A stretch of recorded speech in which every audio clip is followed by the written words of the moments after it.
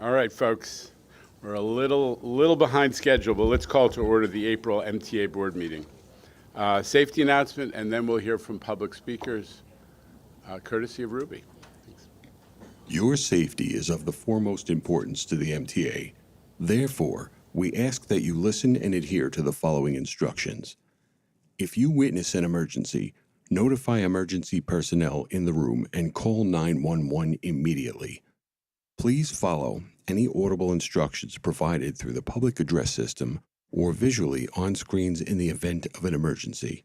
If an alarm sounds, wait for a public address announcement and follow instructions. If told to go to another floor or to evacuate the building, leave all unessential items behind and use stairwell A just across the main hallway or stairwell B down the hallway past the elevators.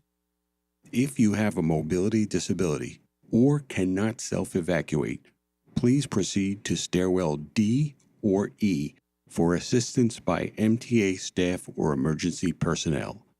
An automated external defibrillator, AED, for use by trained personnel is in the main hallway just past the elevators.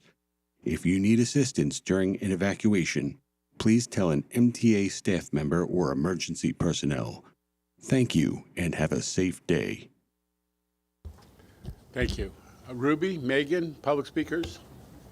Good morning and welcome to the MTA Board's meeting's public comment session. We have 36 members of the public registered to speak today. As a reminder, we ask all public speakers to adhere to the MTA rules of conduct and decorum. I would also like to remind our public speakers that in the interest of time and fairness to all speakers, we limit everyone to 2 minutes. Please be aware that there will be a warning beep to remind you that you have 30 seconds to conclude your remarks.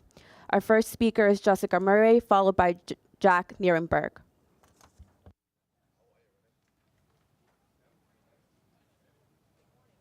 Good morning, Board. 8 long years ago this month, in 2017, disability advocates sued the MTA over the poor maintenance of the elevators we depend on. 8 years. That's how long the MTA has dragged out this lawsuit. 8 years. All we want are elevators that don't break down when we're in the middle of a trip. All we want is an effective communication system so we know when an elevator is out. All we want are clean elevators and an agreement so we can hold the MTA to its promises. 8 years. But what do we have instead? 8 years of the MTA's private lawyers earning 7 figures. For what? No settlement, no progress. Refusal by supposed leaders to negotiate. 8 years. MTA honchos may tell you that they have won this case. Don't believe them, they haven't. The MTA has decided it's better to go to trial than to figure out how to announce that an elevator is out of service on a train. It's apparently too much to ask that the station agent know where to direct someone when an elevator is out of service. 8 years, and often it takes 8 months to replace an elevator, making the station inaccessible the entire time. 8 years of the MTA telling you they're doing a great job when people in wheelchairs are still getting carried out of stations by the fire department because one of the elevators on their trip isn't working. 8 years, and for more than 2 years, we've been outside every single month trying to get your attention. Does this speech sound familiar to you? 7 of us gave a similar speech a year ago on the 7th anniversary of the lawsuit, only to be threatened with made-up rules about public comments and to see another failed attempt at dismissing the case entirely last May. Thank goodness the judge didn't buy the arguments that you can't do better. You can.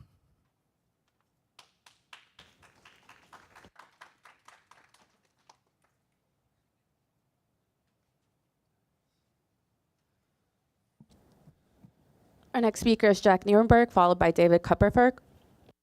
Good morning, everyone. I'm Jack Nierenberg, and I'm the Vice President of Passengers United. And as I hope you're all aware, the MTA promised the riding public in Queens that no one would have to pay an additional fare. No one who's already paying 1 fare to ride the buses in Queens will have to pay 2 fares because of the changes in the Queens bus network redesign. Well, we're only 2 months away from the start of implementation, and we have no list from the MTA, nor no formal list of where the additional free transfer points are. Well, that's unacceptable. So we put together this list of all of the free transfer points that need to be added to ensure that all the gaps are filled and that no one ends up paying an additional fare because of the changes. And if we don't see the MTA implement that and actually make that public and provide that information to us officially by the next board meeting, there will be grounds for legal action to be taken. We will not accept this. Please, just make life easy for everyone. The legal problems that the MTA has with the Queens Bus Network redesign, they're already bad. They're going to get worse. So why not just make it easier for yourselves and adopt a universal second transfer?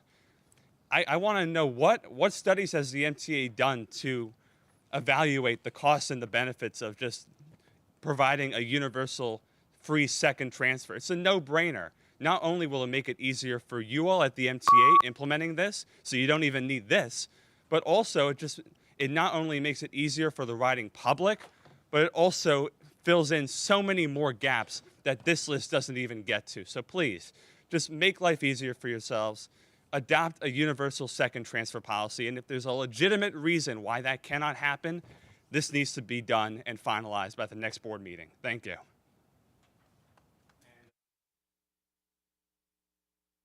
This can be passed on to some of the... We'll pass it on. Thank you.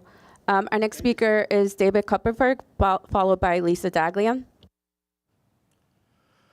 I distributed material to the New York City Transit MTA Bus Committee at their monthly March meeting. Such materials were quickly removed by Government and Community Relations in full view of the cameras. The materials criticized the MTA but did not violate the MTA rules of conduct and decorum. And from the last time I heard, the United States of America still has a First Amendment. I will not be deterred. As part of the Queens Bus Network redesign, the Q101 will be diverted from Manhattan to the Long Island City Ferry Terminal. This seems benign, but not to those who live in Long Island City. NYC ferry riders pay a premium, and NYC Ferry doesn't accept MetroCard, nor will accept Omni. Indeed, the Q101 reroute will hurt local riders. Also, the northern terminals of the Q33 and Q47 will be switched. The Q33 will serve LaGuardia Airport Terminal A, and the Q47 will serve East Elmhurst. This seems benign, but not to the people of East Elmhurst. The Q47 does not and will not operate overnight. Worst of all, the Q47 will no longer serve the Boulevard Corporate Center, a major trip generator in East Elmhurst. I gave ideas as to how this could be remedied, but these will not be done because I wasn't taken seriously. And the people of Eastern Queens will have less service because the Q36 will no longer operate overnight, and the new Q82 will not operate overnight. Plus, the three-legged transfers imposed as part of the Queens Bus Network redesign are not on the Queens Bus Network redesign page. These transfers must not be kept secret nor be cumbersome, as that riders must make knowledgeable decisions on how they travel within Queens. Ye shall speak the truth, and the truth shall set ye free. Next speaker is Lisa Dagley, followed by Deborah Grafe. Hi, good morning. I'm Lisa Dagley, and the Executive Director of the Permanent Citizens Advisory Committee to the MTA, PCAC. We left on Monday anxiously awaiting word of the budget and fate of the 25-29 capital program. Well, we didn't have to wait long. While short on details, we were thrilled with the framework laid out by Governor Hochul. It's clear Albany understands the importance of a modern and well-maintained transit system to the millions of those of us who rely on it daily. A well-funded capital plan will ensure a safe, reliable system that's kept in a state of good repair and brought into the 21st century with new fare arrays, train cars, and electric buses, accessibility at dozens of more stations, the IBX, and upgraded signals and power system. The MTA is on the hook for $3 billion, and it won't be easy, but you spent the better part of the past year and change finding savings from efficiencies and innovations. A lot of eyes will be on you to see how you get it done without affecting reliability or frequencies, ours included. We'll have some ideas as well. It's part of our mandate as the official voice of riders. And it's in that context that we raise our concerns about the East River Tunnel work. Shutting down a tube at a time is a recipe for a disaster under any circumstance, but trusting this Amtrak with our riders is potential for unmitigated disaster and suffering that makes the summer of hell look like a warm spring day. Our concerns are rooted in recent history. Lackluster performance leading to delays in projects and for riders from East Side Access to Third Track to Harold Interlocking to the catenaries between New York and New Jersey Penn stations, to name a few. The work must be done, but it can be done faster and smarter with less effect on passengers across the entire Northeast. We're looking forward to more details about riders' priorities in the final budget, including more equitable access to affordable transit that's key to our ongoing regional recovery and will help us weather the Washington storms. We look forward to continuing to work with you to get it done. Thank you. Our next speaker is Deborah Grafe, followed by Michael Ring. Good morning, everybody. My name is Deborah Grafe, and today I'm going to want to thank the MTA because this month is Autistic Awareness Month. As you know, I'm the chairperson of the Brooklyn Family Support Service Advisory Council. That's for families who have children with different developmental disabilities, and our role is to help families get services so the child can stay and live at home with the family. Thank you very much for doing that wonderful event. The individuals who were participating in their families were so happy. I'm still getting a lot of happy thank yous, and the kids are so happy, and they want to hope we can do more of that. So that part I want to thank you. I also want to say I want you to know that I'm a little upset about something with fare evasion. On a B68 bus going northbound, a bus driver was threatened. I was on the bus with him. He said to the young man, you have to pay. The guy started to threaten him. I stood up and said, do you want me to dial 911? Yes, he said. Well, he then all of a sudden thought he was cute because they said everyone take pictures of him. Didn't realize that the cameras on the bus took his picture. But to me, that is disgusting to have him threatened that way. And no, I didn't go like you think Wonder Woman, Batman. I just stood up because I said, and other people on the bus stood up to defend him also. I am not happy that bus drivers are being threatened this way. We are required to pay the fare. So I hope that we have more measures to protect the bus drivers, because if we don't, then I will have, and nothing is accessory, but I don't want to use it full time. I want to be able to use local buses too. So let's figure ways to protect our bus drivers. Thank you. Our next speaker is Michael Ring, followed by Latoya De Leon.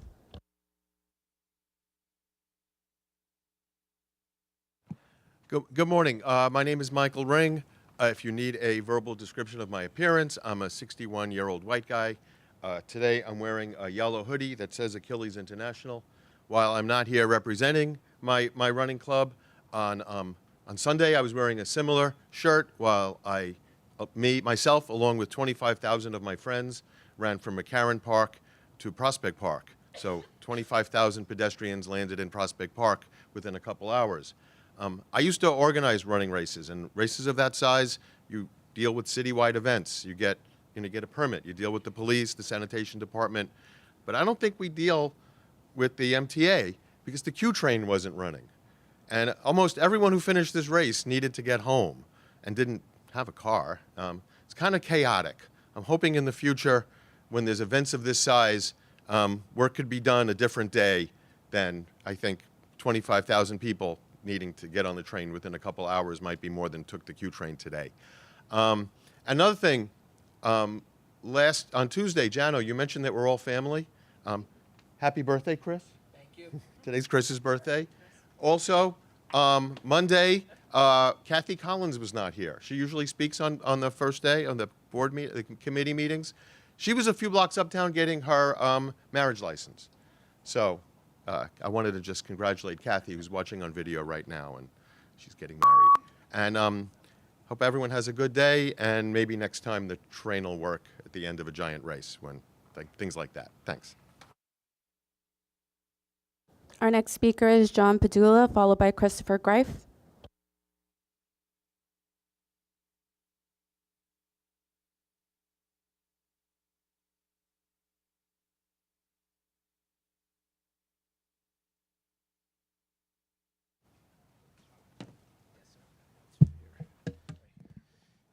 Gotcha.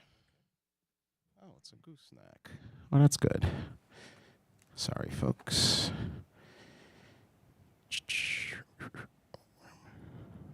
All right. Good morning, ladies and gentlemen. My name is John Padulla, and I'm a supervisor with Educational Vision Services. I'm also a member of the Advisory Committee for Transit Accessibility. I do want to start by saying congratulations to Rachel Cohen and Chris P. for their most recent appointments. Their contributions to paratransit have been invaluable over these last few years. I'm very appreciative. Jano, I've been missing these last couple of months, and while you've been navigating a wild political landscape, I've been trying to figure out what to do with a fractured fifth metatarsal. And I speak about this because it sort of gives you pause. Like, you never know what's going to go wrong in life, right? Like, one minute you're in Dominican Republic and you're on a beautiful vacation and you take a wayward trip down a water slide, and here I am. Whoever thought that I would show up publicly with purposefully mismatched shoes, right? But you never know what's going to go wrong in life. You never know what's going to happen. So I say this because I'm often talking about paratransit for sustainable employment, and but you know what? It's for work. It's for play. It is for doctor's appointments. Meaningful, usable, equitable paratransit. I couldn't get around those 4 to 6 weeks, those first weeks. It was miserable. And you know what? I definitely needed more than usual. Layering a motoric impairment on top of blindness has been a vibe at best. Things are much better now, but you never know what's going to happen in life, folks. Disability knows no bounds. It's the one demographic that doesn't discriminate. So again, I'm just here to say, let's keep up the great work with Accessoride. Let's keep pushing it, because I know it's not funded by capital funding, but we need to figure out the money, because you never know what's going to go wrong and when you're going to need it. My name is John Padulla. Thank you very much. Our next speaker is Christopher Grafe, followed by Latoya De Leon. Good morning, everyone. Christopher D. Grafe. I do want to thank the MTA regarding Autistic Awareness Month, as Deborah mentioned earlier, but I want to add something that's got me shocked and super happy. Normally, you know, on the press release, it says all the stations. There was a couple of stations I heard the announcement, and I've never heard them before, and I'm actually really glad. Kings Highway on the Q&B and Stowell Avenue, Coney Island. And some of the families heard it. They were like, oh, my God, that's my son. They were so happy. I mean, they were in tears. And I wanted to share this moment because they said, you're right, Chris, this is the new MTA. We are moving forward. We're moving forward for accessibility on this. And I'm very happy. I'm also really happy about the budget, because finally we can get more accessibility, not just at the stations, update our trains, buses, and all the vehicles that need to be updated for the 21st century. I am happy. And also, I love that birthday gift when the governor said the budget's going through.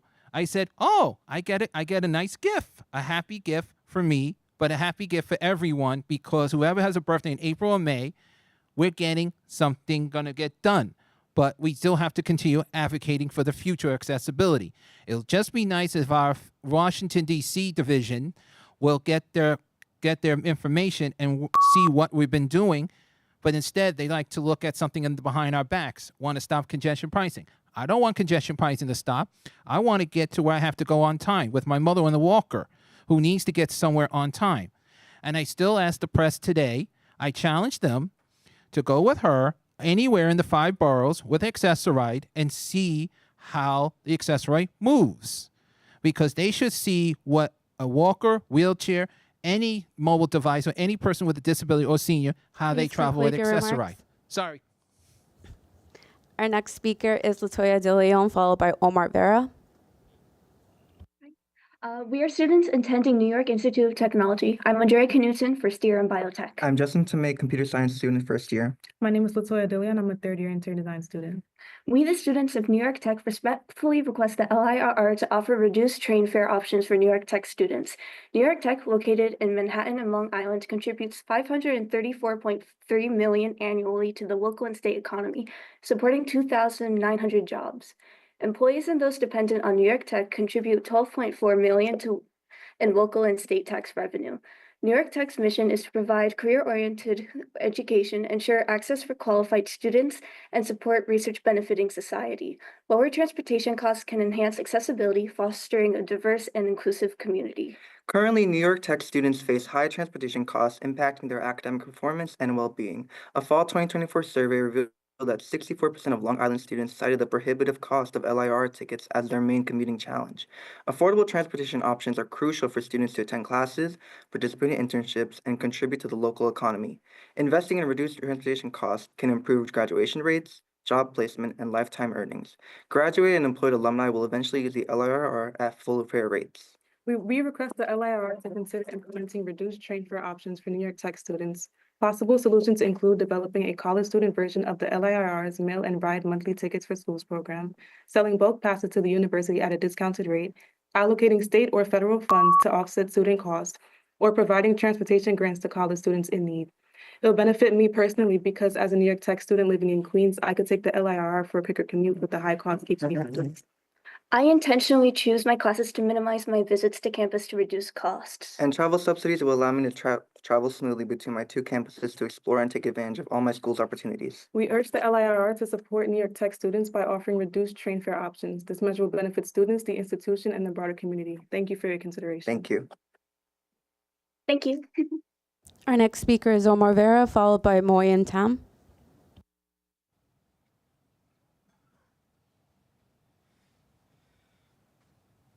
Good morning, MTA Board. Welcome to the April edition of your board meeting. First, let me say happy birthday, Chris. Thank you. Yes. Second, I like to reiterate what I said Monday, which is, like I said, try to modify the Queens bus redesign to make the Q50 run to LaGuardia Airport, because, like I said, Bronx needs a direct airport bus connection, and it's not fair that only Manhattan has that luxury, or for elsewhere. We gotta make more connections for better service, and likewise, keep standing strong with congestion pricing. We got this, and we will win. And with that, I have to say, that's all I have to say for this month, and see you around.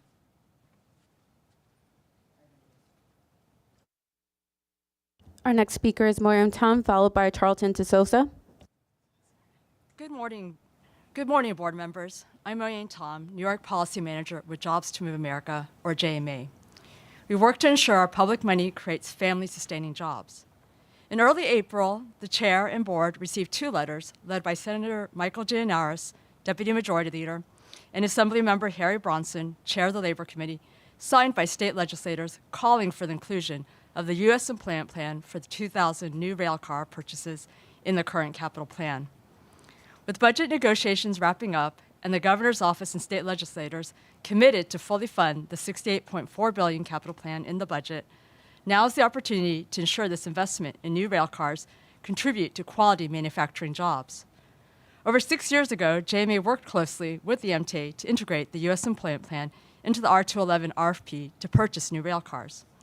As the U.S. DOT approved procurement policy, the U.S. Employment Plan incentivizes manufacturers receiving public money to be high-road manufacturers by detailing jobs created, wages, benefits, and related training. Now valued at over $4 billion, this contract with Kawasaki Railcar has the potential to ensure that our public spending contributes to good community-sustaining jobs. Public transparency is also a core principle of this procurement tool.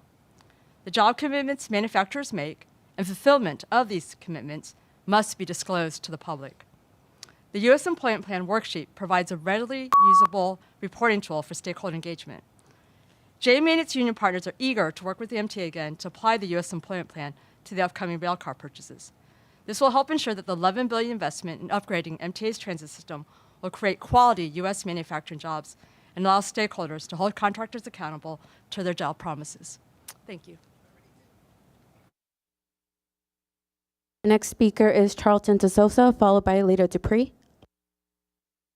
Everyone, Charlton Dosa, President of Passengers United. We're a 501c3 nonprofit organization. So, Sean Duffy, the Transportation Secretary, said on Fox 5 yesterday that the MTA is still not changing its ways when it comes to clean trains, clean subway system, and crime. And you, Mr. Chairman, and the governor, Kathy Hochul, can change this in one day. All you have to do is give our NYPD and our MT police officers the power to arrest people and the power to do their jobs. Very simple solution, all right? And so if, you know, at the committee meetings, there were board members making comments about what the Secretary of Transportation said. And it had me wondering if there's no respect for Secretary Sean Duffy and what he wants to do on the federal level, then why am I even wasting my time as a president coming to these meetings and talking to you guys, right? That's the issue, because transit workers are getting assaulted. 34% of police officers are getting assaulted in the subway system. I've almost been, well, I got assaulted 3 times. But when I'm dealing with the homeless and emotionally disturbed, we're scared because we've had things thrown at us and stuff like that. So you guys don't know, I'm in the subway system overnight. We do a lot of advocacy. Now, I do want to thank my team on the Queens bus redesign because they're doing a great job, but you need to incorporate these transfers for the Queens bus redesign because we are marching with the churches on June 29th. And June 29th is going to be Judgment Day because all of you said the Queens bus redesign was a great plan. Everything's good. You said we didn't know what we were talking about. Well, guess what? Like I said, June 29th, Judgment Day. And like I said, people are very upset. They've told me that it's not working. Please conclude your remarks. Thank you. Thank you. As a reminder, speakers shall address their remarks to the chair only. Our next speaker is Alida Dupree, followed by Eric Roman.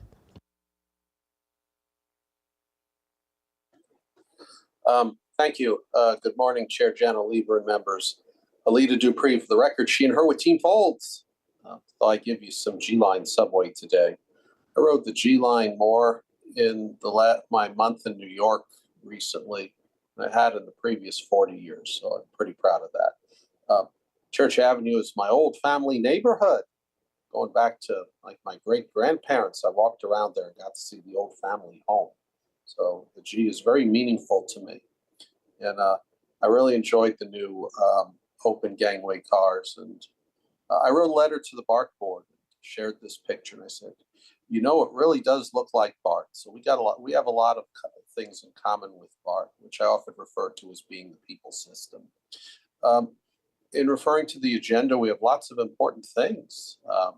Work at Delancey, Essex. I didn't know we had soil issues down there, so we want to keep that going so it lasts into the future. And some procurements for Omni with readers and a substation in the Bronx. I know that Marble Hill neighborhood well. I used to go running up in Van Cortlandt Park. Substations are not just important for powering the system, but they also provide positive energy. So we need to keep working on our substations. Again, I really enjoyed my time with y'all in New York, coming to see in person. I hope to do that more often. You know, flying on airplanes is hard sometimes, and I have issues, but definitely New York is where I come from.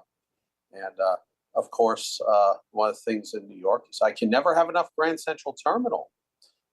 So I thank you for the work. If we want to vote these procurements in, uphold the idea that the MTA is legendary and Please stately. conclude your remarks. Our next speaker is Eric Roman, followed by Tamal Johnson. Good morning, board members. I'm Eric Roman, Northeast Director with Jobs of America. I'm here today to renew a call we made to the chair and the board multiple times recently to release information that MTA's contractor, Kawasaki, has been required to provide about the jobs and wages of workers producing subway cars for the agency's multi-billion-dollar railcar contract. In recent months, the chair and board got multiple letters signed by state legislators, unions, watchdog organizations, and environmental allies calling for transparency. Mr. Lieber, in December, you said you'd look into the matter.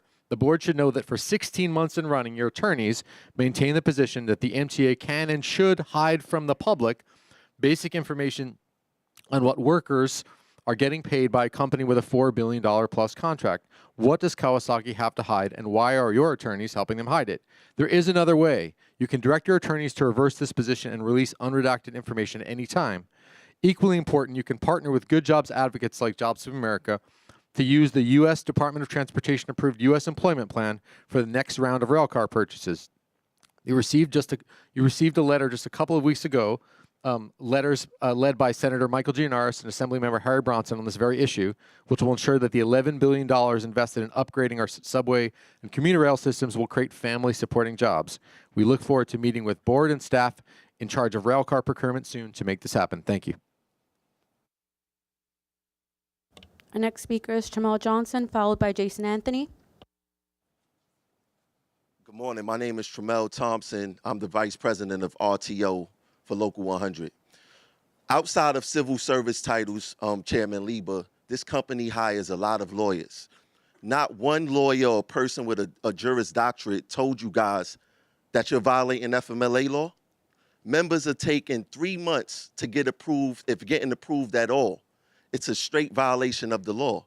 Now, FMLA is put in place to help members. I've heard that there's a shortage of doctors to approve the FMLA. That's no excuse. Because when I look at labor relations, there's no shortage of labor relations officers to dish out discipline to members. None at all. Now, when it comes to crime in the subways, right? A commanding officer got demoted and removed for lying about the crime stats. Not one MTA board member mentions that when they talk about crime. Y'all want to get into these spouts with Secretary Duffy and say, oh, it's not as bad. No, it's bad. And y'all lying about the crime stats because y'all not telling the truth. Now, I've seen a MTA executive officer put on their LinkedIn that they looking for a SVP for buses, right? It's a slap in the face to the members, and this is why. Y'all don't hire from the people who've been doing the work forever here. The decisions you make at the top affects the bottom. And it's a slap in the face to everyone who's coming up through the ranks and thinking that they can achieve these spots. The MTA will literally hire a psychology and a doctor that has a doctor in psychology to do open heart surgery just because they're a doctor. That's how this company works, right? Now, this company don't care about pregnant women. Somebody said mothers treated awful. That's what the MTA stand for. Y'all don't care about assaults. We mainly taking assaults. Something have to change here. Something have to change, but stop violating FMLA law. Please conclude your That's all I'm remarks. asking. Thank you. Our next speaker is Jason Anthony, followed by Miriam Fisher. Good morning, everybody. Jason Anthony, the Transit Guru. My apologies that I couldn't be there this morning. I'm having severe allergies, but I'll be okay. First things first, let's do several fact checkings. One person mentioned about Sean Patrick Duffy appearing in Fox 5 yesterday. We should ask, why is it that all of a sudden Sean Patrick Duffy appears in certain network that most of us don't even watch, but lying about the state of our beloved subway system, but only cares about infrastructure? The last time that I checked, he wrote the subway with Eric Leroy Adams from DeKalb Avenue to Broadway Lafayette, just to have, let's say, a casual late morning breakfast in a famous restaurant in downtown Brooklyn. Let's be clear. Sean Patrick Duffy doesn't like New York because he is from the Midwest. But the MTA and our beloved governor, she cares about New York. And I know that Janet Lieber cares about the MTA. But I want to conclude giving a happy birthday to Christopher Grafe, that he is a dedicated app for over 30 years. So I'll see you guys next month. Our next speaker is Miriam Fisher, followed by Iris Kelly.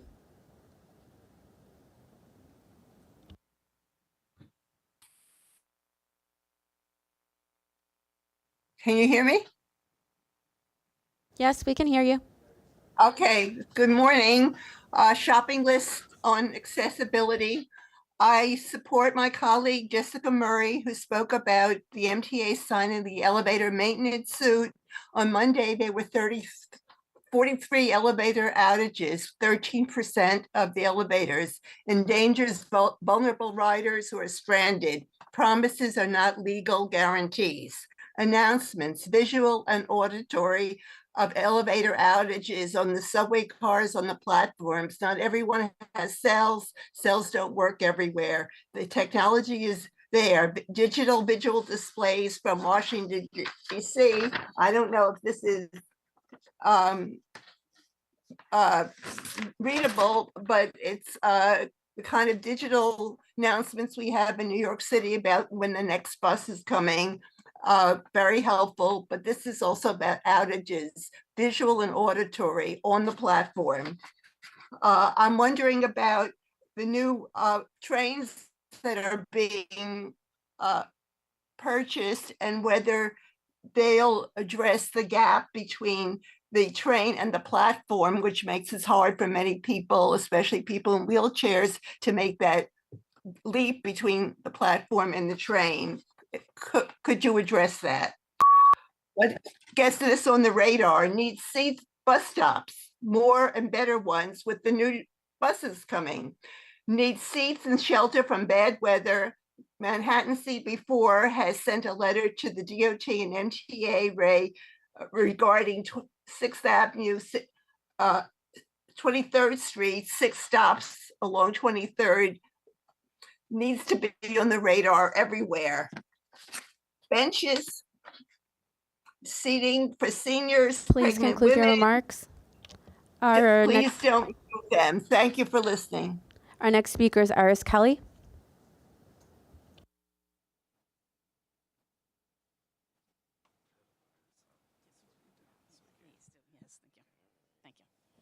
Hey, hello, Kay, you hear me? Yeah, I submitted you a report card on Monday. Hopefully you received it, which started from January 2023. Now you didn't get A+ from doing anything correct for Brooklyn. You had everything right. We had our own trains coming in from Brooklyn going into Long Island. They have to switch. It's digital screens. You'll be able to see the train time at eye level for people who are not tall.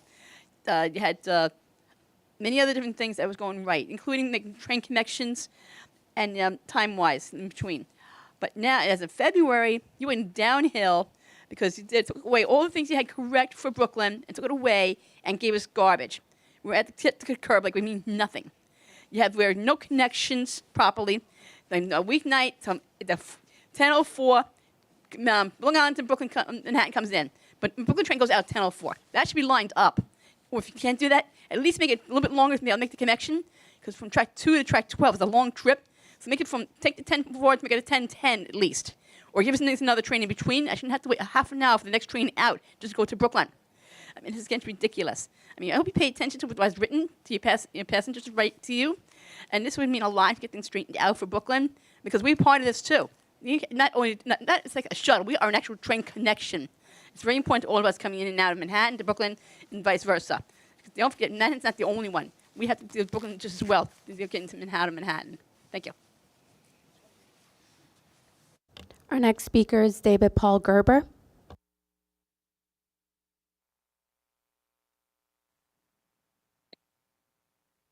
Thank you, everyone. Hello. I'm going to hold on. Let me get to the website here. Last month's meeting here, I discussed about the accessibility here, and I discussed about the accessibility stations and the elevator accessibility index. Hold on, please, 1 minute. Shoot.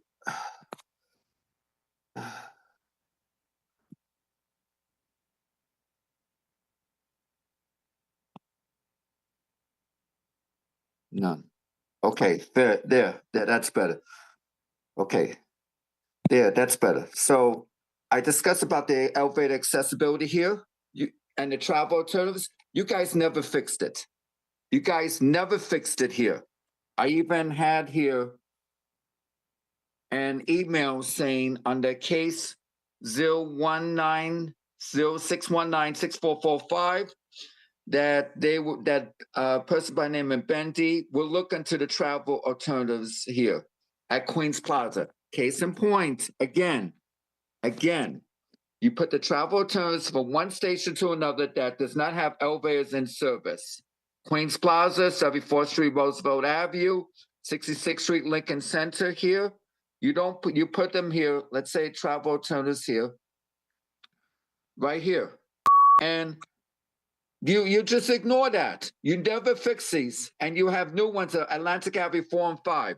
And about fare evasion here, you talk about combating fare evasion, yet you don't do anything about protecting bus operators. I'm a firm believer in protection and respect. Fare evaders have no respect, and the incident about the assault raises awareness. If you don't do something about fare evasion, then MTA Channel Legal should resign. Please conclude your because he doesn't remarks. do anything. Thank you. Our next speaker is Lisa Gesson.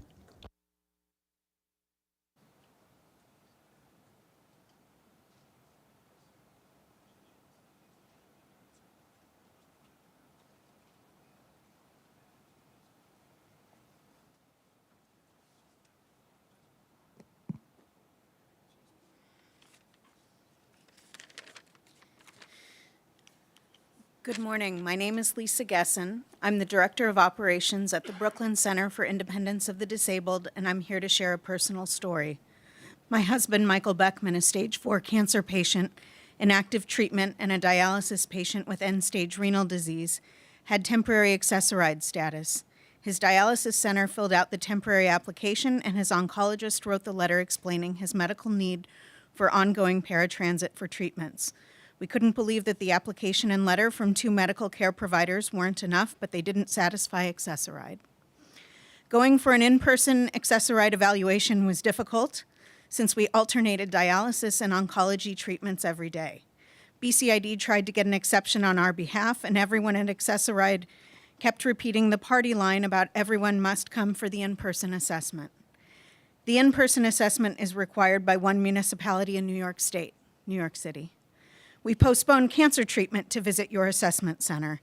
As the nurse who evaluated my husband commented, it was obvious in a glance that he more than qualified.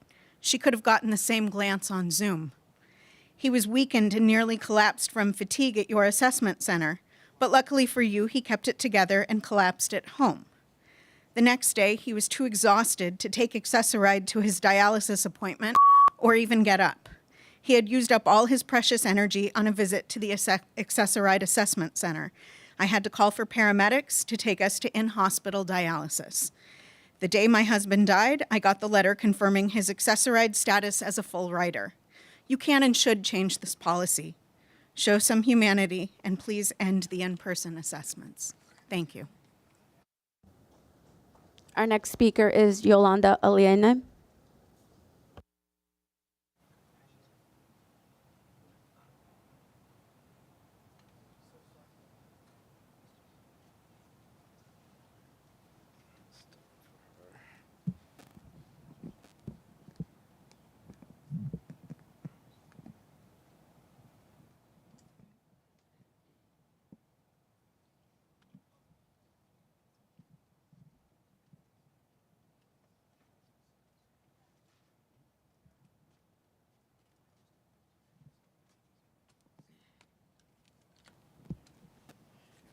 Good morning. My name is Yolanda Alen. I'm here to talk about Accessoride. Each month I talk about Accessoride, and the service has not improved. If you guys run Accessoride the way the subway is and the buses, we get a whole lot of better service than we have. And for years, the service has not improved. I have missed my doctor's appointment, my physical therapy appointment, because they arrive late. Not only that, but people refuse to take Accessoride these days because they're afraid they can't get back home. I got late for one appointment, and when I was supposed to get picked up to come back home, unfortunately, that was the same time I was getting treatment. Guess what? When I was leaving, they told me it's going to take me another 2 to 3 hours before I could get back home. Does the subway or the bus system run the same way? Every month, people come and testify about Accessoride, and the board members seem like they're not listening. Apparently, Accessoride take the most vulnerable population, and yet still we are treated as leftover or garbage or trash that you want to throw out rather. It's most ridiculous. No way would the subway or the bus system work the way Stretch Ride is being run. Impossible, because people would not tolerate that nonsense. What are you planning to do? For years, it's not that it happened yesterday, today, tomorrow. It's been years of the same nonsense taking place, and no one seems to want to fix it. It's unfortunately, here it is, people that are most vulnerable, that use the system, is unable to get from point A to point B in decency and order. Thank you. Our next speaker is Carl Pereira.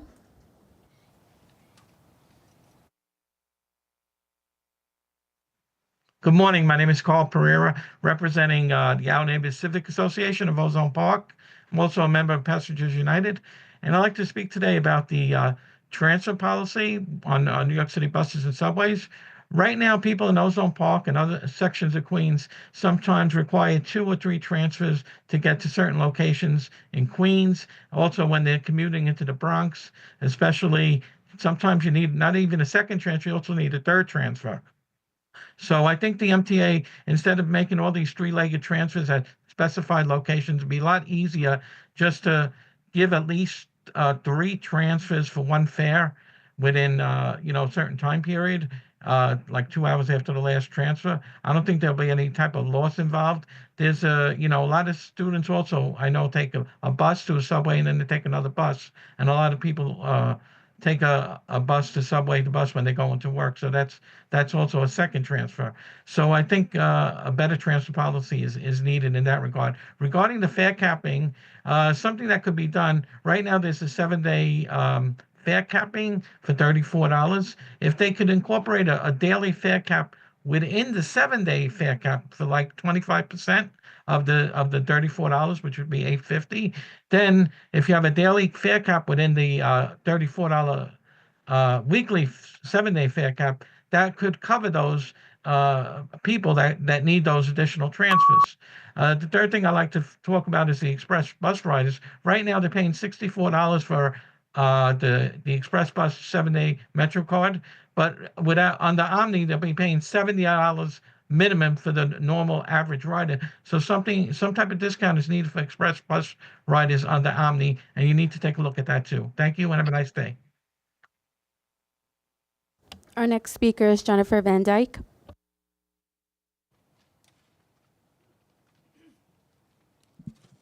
Good morning. On Monday, the Elevator Action Group held our monthly elevator maintenance rally. We've been doing this every month for the past 2 years, and the lawsuit we're talking about was filed in 2017. That's 8 years ago. One of the lawyers from Disability Rights Advocates who represents the plaintiffs put together these numbers. Since April 25th, 2017, when the lawsuit was filed, there have been 13 court appearances, over 20 depositions, over 10,000 pages of motion practice, 6 different judges, over 330 entries on the court's docket, and 1 ruling was made in the plaintiff's favor from the second highest court in the country. The case is not over, contrary to what MTA representatives say and how the MTA conducts itself. Our last day in court was May 8th, 2024. On August 30th, 2024, Judge Daniels made the ruling in our favor. Now, we're wondering how this stall and delay tactic is a cost-effective strategy for you. I mean, seriously, how is this working out for you? We know it's not working out for riders. On the day of our rally, as Miriam Fisher mentioned, 43 elevators were out of service. That is 13% of all the elevators in the system. In the past week, outages have ranged from 35 to 43 per day. This is inexcusable. I mean, we are thrilled you're building new elevators and at a faster pace than is legally mandated, but come on, it is not enough to build them. They have to work. Now, behind our outrage are all the people with disabilities and everyday New Yorkers who depend on elevators to get to work, go to school, visit friends and family, and get around this great city. 8 years of legal fees is a waste of our money. Your case is indefensible and a disgrace. Use those millions of dollars to fix the elevators. This would be a boon to all New Yorkers. Please get it together, MTA. Elevators are for everyone. Thank you. Our next speaker is Anna Humphrey.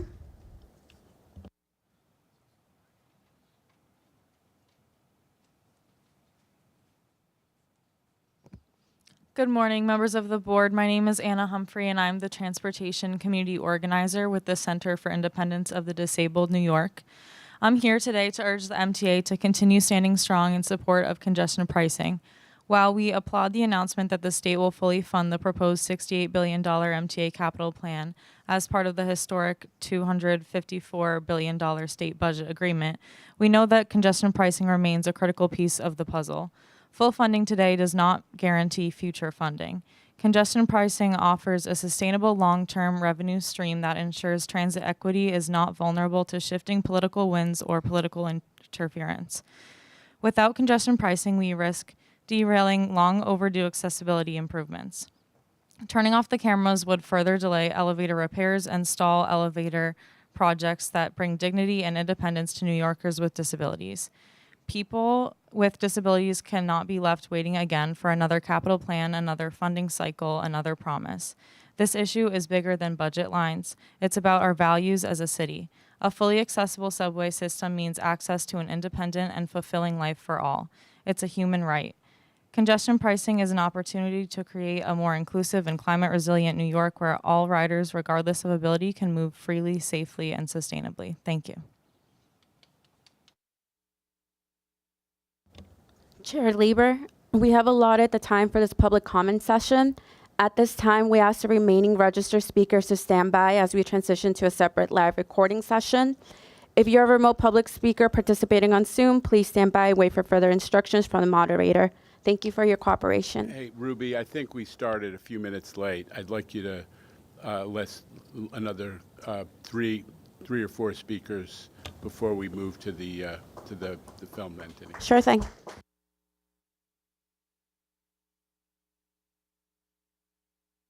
Our next speaker is Angelique Langdon.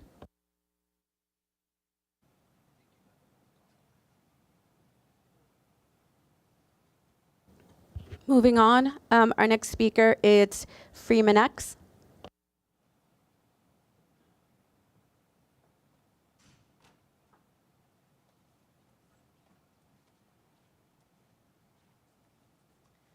Good morning, good morning. Jano, it was a pleasure that we were able to see you outside earlier this morning. We're here on behalf of the Fair Ain't Fair campaign. The Fair Ain't Fair campaign is a campaign that is demanding that you and your board go back on the decision that y'all made to increase the fare this August and your plans to increase it again in 2027. The people in this room are working class people, poor people, and you are responsible for trying to extract more and more money from us. When you have people here saying that the system says stress a ride. Stress a ride is not working. Over 400 stations in this city, and less than 200 of them are wheelchair accessible. People are dying under this system. Daryl Mickles was shot in Brownsville at Sutter Avenue because the NYPD shot him because he could not afford the $2.90 fare. And last month, y'all sat in here and applauded the NYPD for their fare evasion enforcement tactics. Black people, Latino people make up over 80% of fare evasion ticketing. Not because we hop the turnstile more, not because we go through the gate more, but because y'all are condoning the violent enforcement of fares in our communities. In our communities, we are putting you on notice. You and this board will not be raising the fare in August, and we will ensure that does not happen. We will keep showing up. And in the spirit of Malcolm X and his centennial, Malcolm X said, if a man isn't ready to clean up his house, he shouldn't have a house.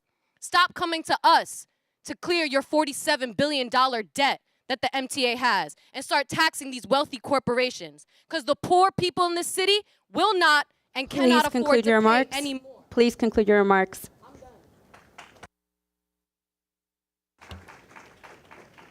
Our next speaker is Day Peace.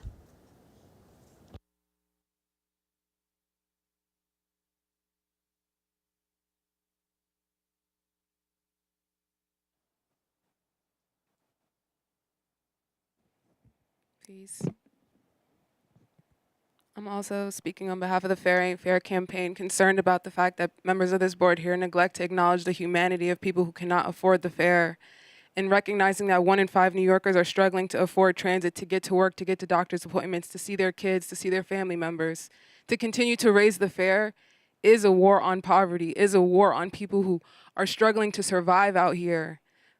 Eggs, rent, everything is going up. So for you to look to us to expect that we are paying more to fund the services of the city when we're already taxed, when it's already coming out of our phone bills, when it's already coming out of all of the money that we're contributing in state taxes and city taxes, for you to continue to ask us for more at the fare box and then to criminalize us when we can't afford it. We're human beings. We're struggling out here. Imagine in yourself and you trying to get through your day-to-day life that you can't afford both to get your kids dinner and then to get home to them.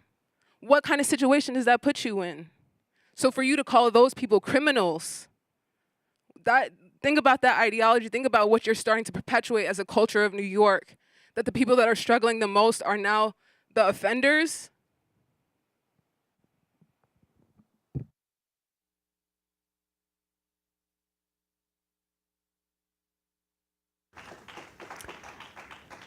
Our next speaker is Marlo Stosseville.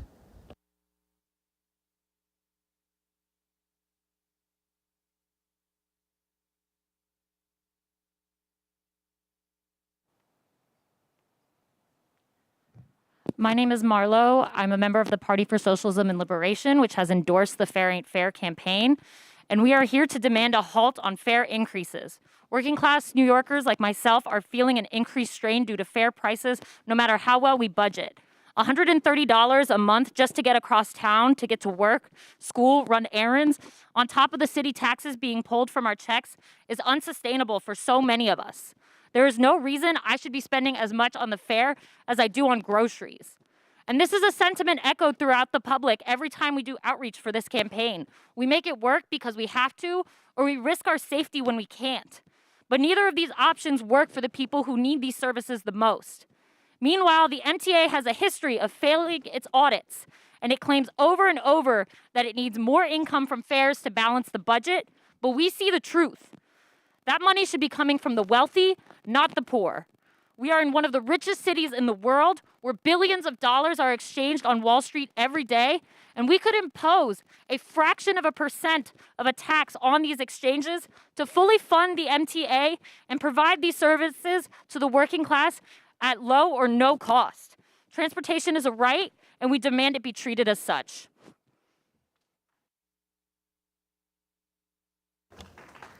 Chair Lever, we have now reached our allotted time for this public comment session. Again, as a reminder, we ask the remaining registered speakers to stand by as we transition to a separate live recording session.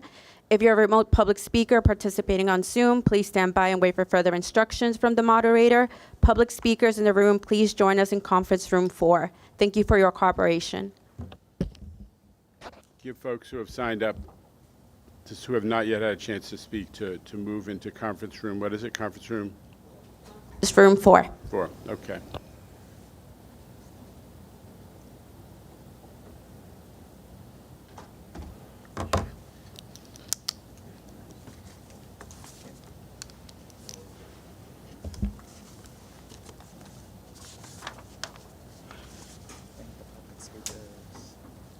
Page.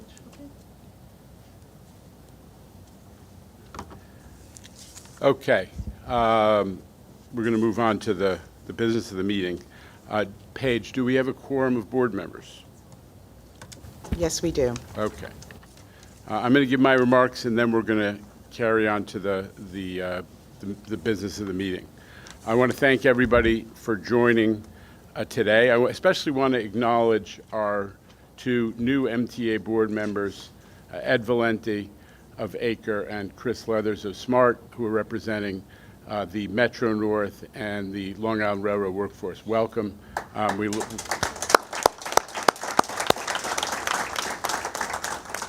be talking about one of the outgoing board members and sitting beside you in due course. Listen, harkening back to Monday. On Monday, as usual, We had a very substantive set of committee meetings where we discussed key MTA-wide issues like safety and security, fare collection and fare evasion, and the complex transition to tap and go fare collection. The presentations reconfirmed what I think New Yorkers want to know, which is the MTA is today a high-functioning and fact-based organization. This is a business-like, fact-based institution that is trying to steer away from rhetoric and make sure we're focused on the facts. And the thing is that on most of the stuff that matters, the facts really are heading in the right direction. On ridership, we're up 7% this year on the subways. Remember, we worked our tails off to make sure that the subway system and the whole mass transit system was high functioning so that New York could recover from the pandemic, and it's happening. 14% up on buses.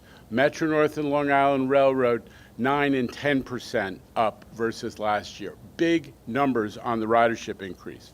Overall, across the system, year-to-date ridership is up 8% versus the comparable period in 2024. And it's not just because of congestion pricing. All the rhetoric about you're forcing people onto the system. Let me remind everybody, there are 130-something thousand people who drive to the Central Business District a day. We have 4 million riders. The drivers, the numbers of drivers who are coming on mass transit, we welcome them. We have great service for them, but they're not the ones moving the dial. And the proof that it's quality service that is having a great impact on ridership is in paratransit, where we're up 20% over last year. And last year was a 20% increase. So service on our system is what's, I'm proud to say, driving ridership. And on-time performance, okay, we have a lot of different, okay, growing ridership. On-time performance, ta-da. Probably the biggest factor in growth, as I was saying, is that we are collectively knocking it out of the park on-time performance. Demetrius, best subway service since 2013. Give it up for Demetrius, Bill Amorosa, and the whole subway team. There are thousands and thousands of men and women who work every day to make sure we deliver quality service. The buses are picking up speed, thanks not only to congestion pricing, but also because of the increased application of automatic camera enforcement, and soon the Queens bus network redesign, which really gives us an opportunity to speed service in the most bus-dependent part of our city. Long Island Railroad and Metro North, again, OTP, almost 97% on Long Island Railroad, 98+% on Metro North. These are literally historic numbers. And we're doing it all with less. I understand that the rhetoric about the MTA is wasteful, the MTA is this, the MTA is that, but here are the facts. We have become a dramatically more cost-efficient agency in the last couple of years. Regular viewers of these proceedings know my favorite fact. Ladies and gentlemen, no matter what you hear on Fox News, the MTA is operating 3% lower budget than it was before the pandemic, and we're providing a ton more service. On the railroads, 40% on the Long Island Railroad, 14 subway lines, more service. More bus service. It was announced last week that we're increasing it even further. Hundreds more elevators to maintain. Lower budget, more elevators. And by the way, don't forget, we're operating that 700,000 square foot Long Island Railroad terminal we call Grand Central Madison. All that's happening at a lower budget cost. What other government agency is able to say that they're doing that? And we are proud of it. And I know we're hearing a lot of heat this morning from the podium, and I respect those folks, but we are making headway on safety issues. We talked a lot about on Monday about how fare evasion, which is a huge source of public concern. It's not just MTA. This is not just coming from the MTA. Fare evasion is down, and if you look at the data, so is crime, 16% lower than last year. No question that we still are struggling to overcome the impact in the public mind of high-profile and very disturbing incidents. And we have a long way to go before New Yorkers truly feel safe on the subway, given what they're seeing on some of the media. But thanks to investments made by Governor Hochul and to our partnership, and I don't shy away from saying it, our partnership with the NYPD under this police commissioner, the numbers are moving in the right direction. And Jamie, C&D is banging out the capital work. More elevators, new electric buses, the Rockaway Resiliency Project, which is a thing of wonder, completely rebuilding that viaduct, which has been allowed to rot for 100 years. A brand new East Yaphank Long Island Railroad Station. The list goes on, and we're going to keep seeing more of that. And don't forget the best example of MTA competency, and I'm not shy about saying it, that's congestion pricing. Now, almost 4 months in, the program is achieving all of its goals. Quieter streets, faster travel, less congestion, safer streets, and increased economic growth. There are more people coming to the Central Business District year over year in the era of congestion pricing. But not to forget, our implementation of this complex initiative was right on the money. The software, the cameras, the bureaucratic side of making sure it all linked up to the easy passes, it all went down exactly as planned, and the public saw immediate perceptible benefits. How often does government pull that off? To take a major initiative, to execute it pretty close to perfectly, and all immediately the public is saying, hey, this is hugely improving things. And how often do the public opinion polls on controversial issues flip almost immediately? That's congestion pricing. And I recognize that in the social media and press ecosystem that we live in, tabloids especially, the facts are not always going to win out entirely, but we're going to keep talking about the facts anyway on this issue, because the business-like fact-based approach that we have been taking is the reason that this week the MTA and New Yorkers are getting the capital program that we need and deserve. And we did the work. The credit goes in large part to this board, because you participated with us all along. We did the work, first with that state-mandated 20-year needs assessment. 2 years of work yielded assessment of 6 million assets and components, the whole MTA system, never done before. And we used that to chart out investments needed to achieve the goal that my predecessor, Dick Ravitch, set and dreamed of 40 years ago, a true state of good repair for this amazing system. We made the case, and then we condensed all those findings into that $68.4 billion 2025 to 29 capital plan. We went out and talked to people. We held countless open houses. We started a campaign that went from here to Albany to make sure everybody understood what is at stake. What's at stake is that New York's priceless 100-plus-year-old system, the linchpin of our economy, and I dare say the linchpin of our way of life in this region, cannot be left to rot any longer. We cannot let it fall apart. That's what's been happening. We tried that approach. It gave us the 1970s. I was here. I grew up in the New York where the legendary subway system covered with graffiti that broke down every 5 minutes, that all of us kids knew, don't take a chance to wait for a train if there's one going in the general direction, because the other train ain't coming. That was where we were. And there started to be major improvements in the early 1980s under Ravitch and Kiley, but there was after that a pattern of underinvestment that resumed, that led us straight to the summer of hell in 2017 when the system collapsed. And New Yorkers were left standing on subway platforms, 30 deep. We cannot let that happen again. We ain't going back, and we're going forward. And the reason we are, and I'm going to say it loud and clear, is because Kathy Hochul listens to facts and evidence and takes on the political complexity of making sure that we do the right thing by the MTA. She is the one who committed to and has, under her leadership and in tandem with a very pro-transit legislature, now secured full funding for the 25 to 29 capital program. I'm going to ask for applause from this board for that. You know that historically the MTA tends to be agnostic about how Albany, as long as they fund us, we're agnostic. But I got to say, you know, and we've talked to the legislature about a wide range of different ideas, and I just want to tip a hat to Kevin Willens and Jay Patel for being a real source of creativity and policy-making leadership in the discussion with the legislature. You guys did an amazing job. But, thank you.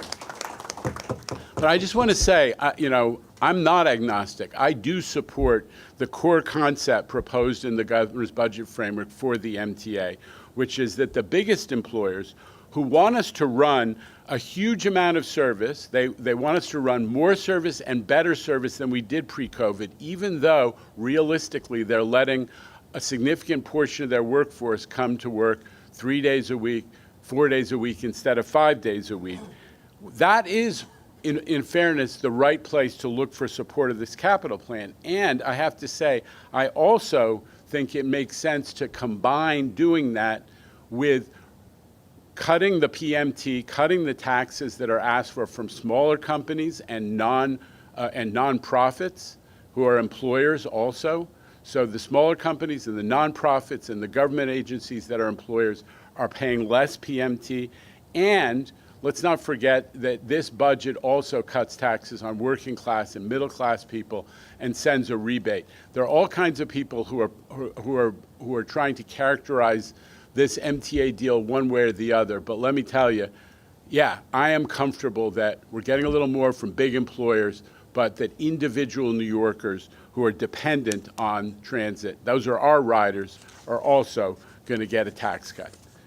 Yes, this deal is a historic victory for riders and for the MTA, not just because it enables us to execute on the capital plan, but because it established a new norm in Albany, and you all helped to accomplish this, that the MTA's $1.5 trillion system, that's what it's worth, $1.5 trillion, must receive sustained investment and modernization. Neil, who does business analysis for a living as his day job, reminds us that the standards are you got to be spending 1% a year. And we're not even spending that, but we're getting there, and that is a commitment that I think we now have from Albany. Whether the MTA capital budget is technically part of the state budget or not, which always drives me crazy, but Albany has acknowledged that it must be fully funded when it comes up every 5 years. And here's the punchline: for the first time ever, there wasn't debate about the substance of the plan because we laid out the merits and what needed to be invested in such detail and in such a thorough way. There was only discussion about how to fund it, and that too is a milestone that we should treat as an important precedent. Listen, this capital plan is going to deliver for New Yorkers. There may be fewer bright and shiny baubles. There may be fewer expansion projects than there were in the past. Guilty as charged. But investing in state of good repair will have huge and direct benefits for the lives of New Yorkers. It may be less sexy, but it's going to help New Yorkers in ways that they recognize. Modern subway signals mean less time sitting in tunnels because of that announcement our riders hate to hear: signal trouble up ahead. New rolling stock means that folks are less likely to get forced out of a subway car that's going out of service because it's got a mechanical problem. We know that old cars break down 6 times as frequently as new cars. We got to get rid of those cars that are well past their lifespan. And the infrastructure upgrades that are part of this capital program, albeit unsexy, albeit not visible to every rider, mean that there are going to be fewer instances where, as we had recently, a power substation blows up and a whole line has to be taken down for hours or days or even weeks. No secret. This capital plan is principally about state of good repair. But I don't want to talk down expansion across the board, because I am thrilled that the Interborough Express is getting a big step forward. Everybody knows that it is insane that the two largest counties in the state of New York, Brooklyn and Queens. Brooklyn has as many people in it. I'm a Brooklynite. We got as many people almost as the city of Chicago in that one county. And we have so few rail connections between those two boroughs. It's a function of history. Now we're going to get a new 14-mile-long rail line, and we're going to build it on an existing right-of-way. I love this. We don't always need to build new tunnels to get a line expansion. Let's get more service out of the infrastructure we already have. That is the idea behind Penn Access. Let's turn the Hellgate line into a commuter rail load line. And it's the idea behind the Interborough Express. Huge opportunity to expand and to do it in a way that will be tremendously cost efficient. Speaking of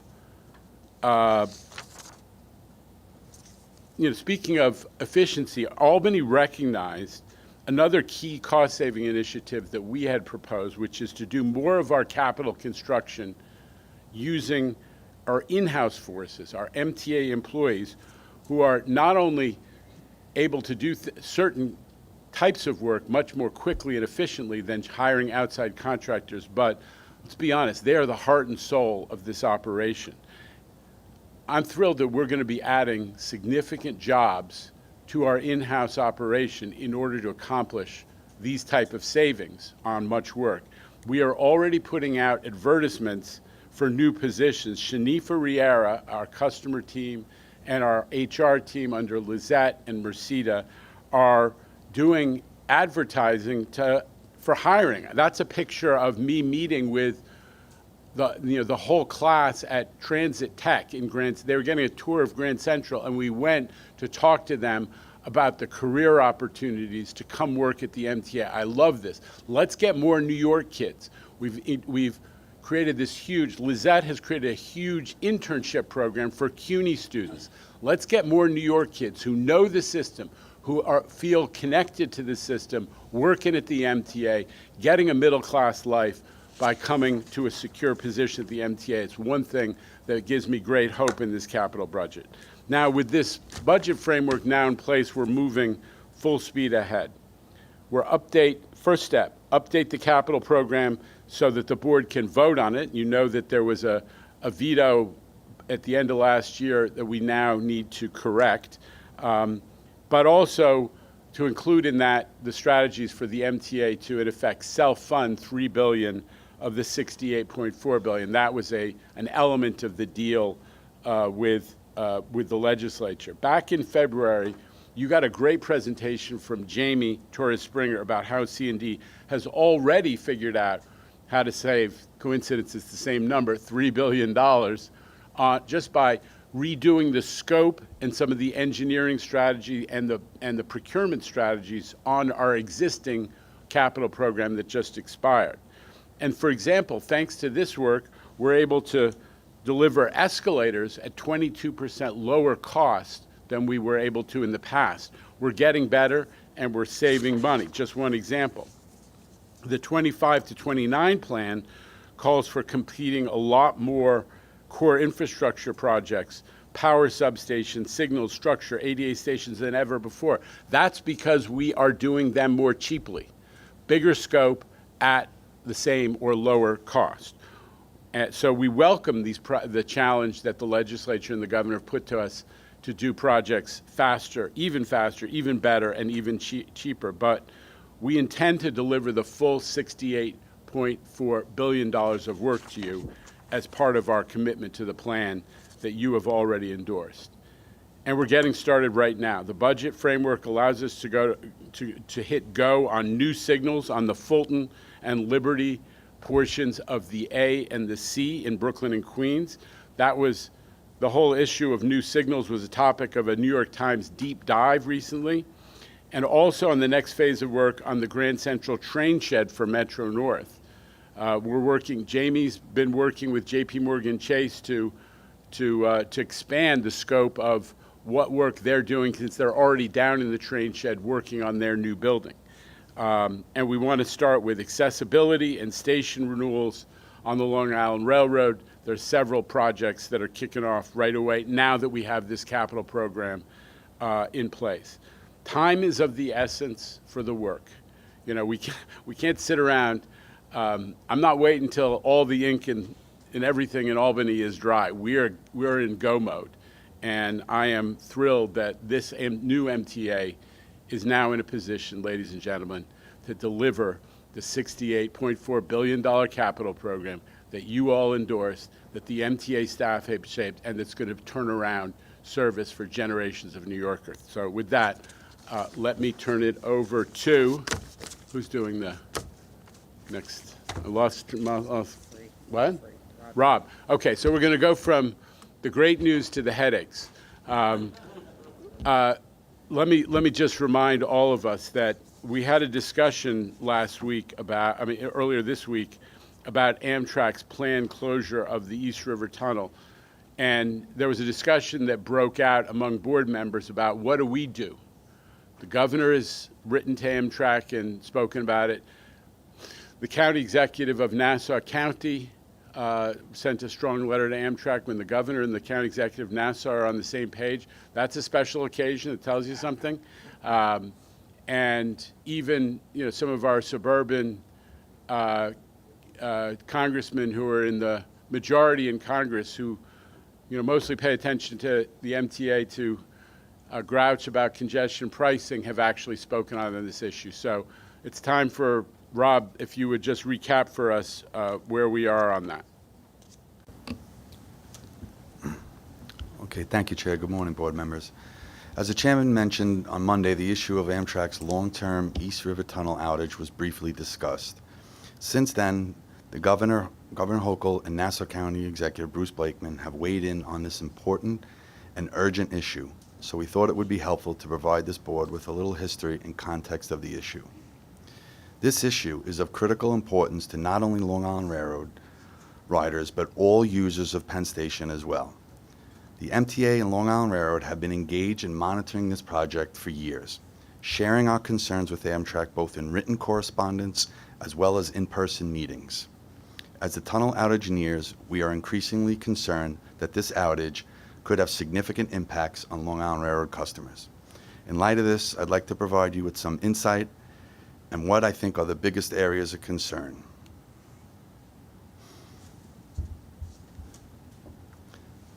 The territory between Harold Interlocking and Penn Station is the busiest stretch of railroad in the United States, and Penn Station is the busiest terminal in North America.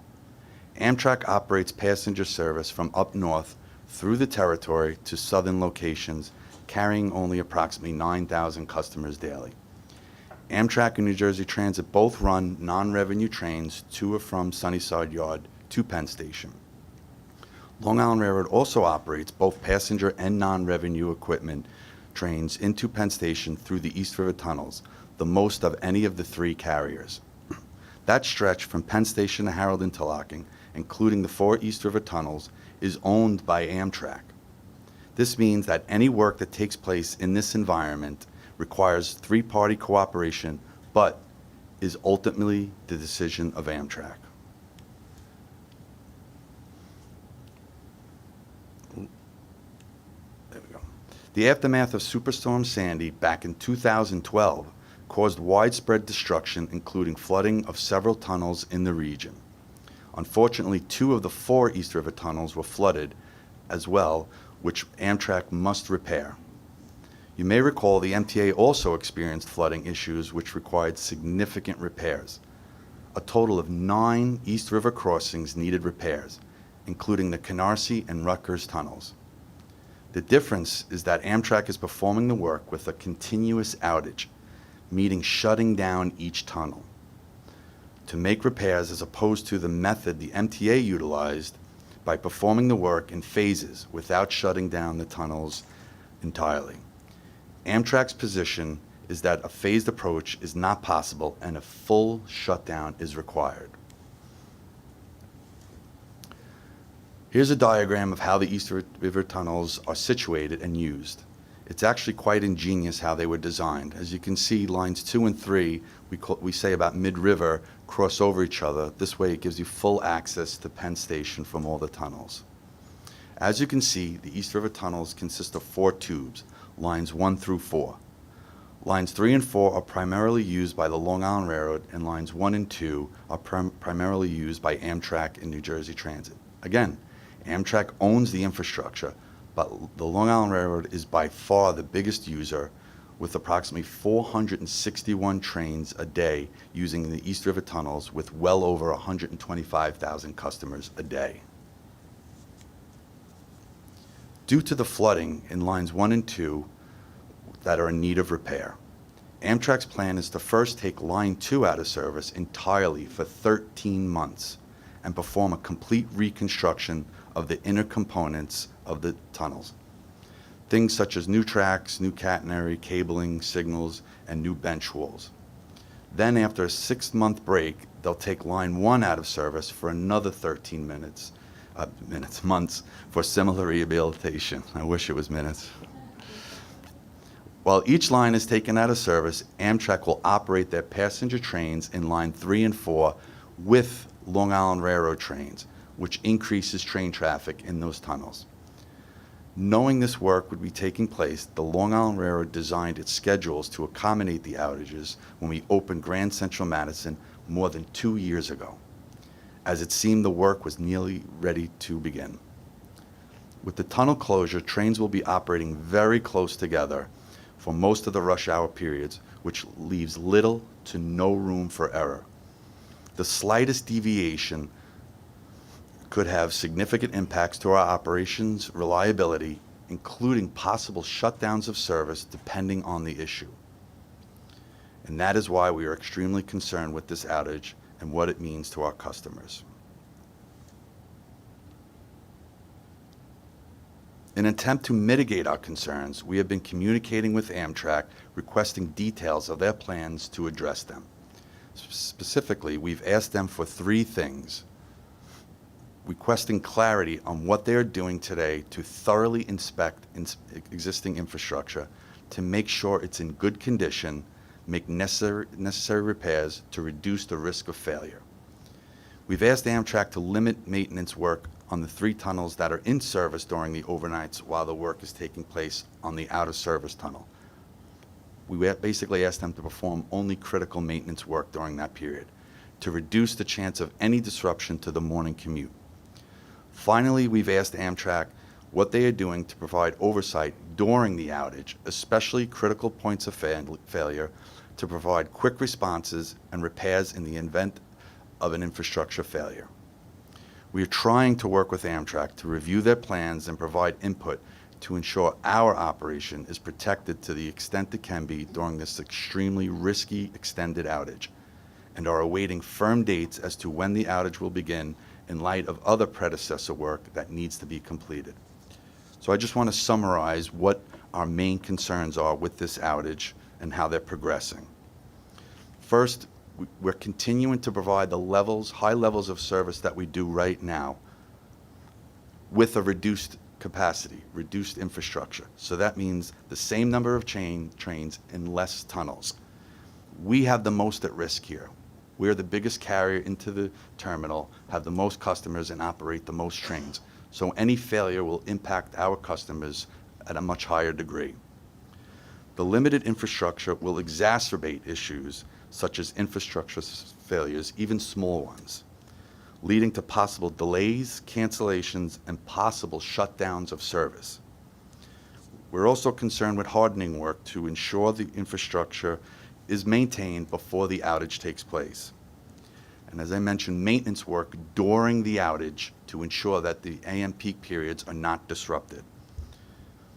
And then oversight to protect the operation during the outage. So basically, we're looking for clarity, intensity, and urgency on their part.